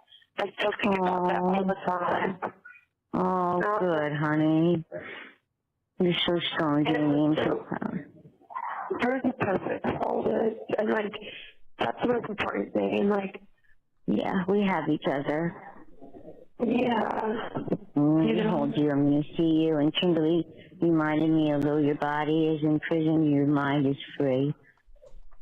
Yes, it's so true, Mom. And I'm forgiving. I forgive myself. I forgive anyone who hates me or doesn't like me. I forgive them, and I understand. I just want everyone to be loved and feel loved, and that's all I care about. Oh, I love you, baby. You're so good. You're so good and strong. It will be okay. Mommy's going to be okay, all right? Don't worry. I'm feeling a little better. I was just waiting calmly to see if you got to call me. And I was watching a movie with Maya. We're watching a movie together. Oh, yay. And she was real happy, and I was really happy to see her. Making me feel better. Yeah, she's making me feel better already. And getting a call, making me feel better, and I'm going to sleep better. You sleep just fine, and just know that God has this all planned out. We cannot change certain things, but what we can do is just learn to live and be happy with it. Like, we can't change the storm. We can only adjust ourselves. Right, and we'll get through it, and I get to see you, and I get to hug you. Yes. And I love you, and I have you. And my 6-year-old, I have faith, okay? I have faith. And okay. I love you. I love you so much. And okay, I will, baby. Okay, I love you so much, Jamie. You sleep well, and think of Mommy just hold me, okay? Do you think I should call Dad, or is he sleeping? I don't know. I don't know. Today. I would call him tomorrow. Yeah, maybe wait till tomorrow. Oh, honey, I'm so glad to hear your voice. I love you, baby. So much. Can you text Daddy and say Jamie called me and she didn't know. She said she loved you and good night, but didn't want to call you if you were sleeping. Oh, of course I will, baby. I'll do it as soon as we hang up. Okay, I love you, Mom. Sweet dreams. Love you too. God is with us. We can learn right. that peace, okay? Okay, baby. I love you so much. Thank you. And be okay. You rest in peace tonight. Okay. Good night, baby. Good night. Good night, Mama. Good night, sweetheart. I love you. I love you. Good night. I love you, Bobby. Good night, sweetheart. I'll talk to you tomorrow. Okay. The caller has hung up. Don't forget to like and subscribe. How old is their daughter again? How old is their daughter again? Okay. Well, yeah, so that'll bring us to the end of this case. I am pleased by the resolution of the case. I remember when this happened, it really struck a chord with me like it did many, many people. and seeing this woman get maxed out, not only because she killed somebody, but also seriously injured like 2 other people with permanent injuries. So even if she didn't deserve the max for the murder unto itself, right, she really kind of, those other injuries were kind of aggravating. And so I think that, in total, she got a just sentence at 25 years. So, it seems like a reasonable disposition. The judge seemed inclined to give her even more if she could have. But, well, the law is the law, and the judge is constrained by it as much as anyone else. So, yeah. So, well, I think that's going to go ahead and end our stream for today. I've certainly enjoyed our time together. I hope you've enjoyed our time together. We may or may not do the heiress sentencing. I've heard it might even be more interesting than Sarah Boone, but I'm not sure if I'm necessarily ready for more interesting than Sarah Boone right now. So I might defer on that one. I'll get back to you on that one. So we'll see. But I've had a lot of fun, and we'll see. No Thunderdome. No, we've postponed Thunderdome for a while. I'm hoping at some point to perhaps strike some sort of collab stream, perhaps with Natalie, the lawyer chick, where we could do something like Thunderdome together. But Thunderdome was not successful enough. There was simply not enough interest or participation to justify its continuing going on. So there was just not enough audience participation, not enough super chats, not enough participation by the audience, and so therefore it failed because there was no interest by the audience. So that's how it goes. But yeah, we'll see how it all goes, and until later, I hope all's well. Cheers for now, my friends, and goodbye.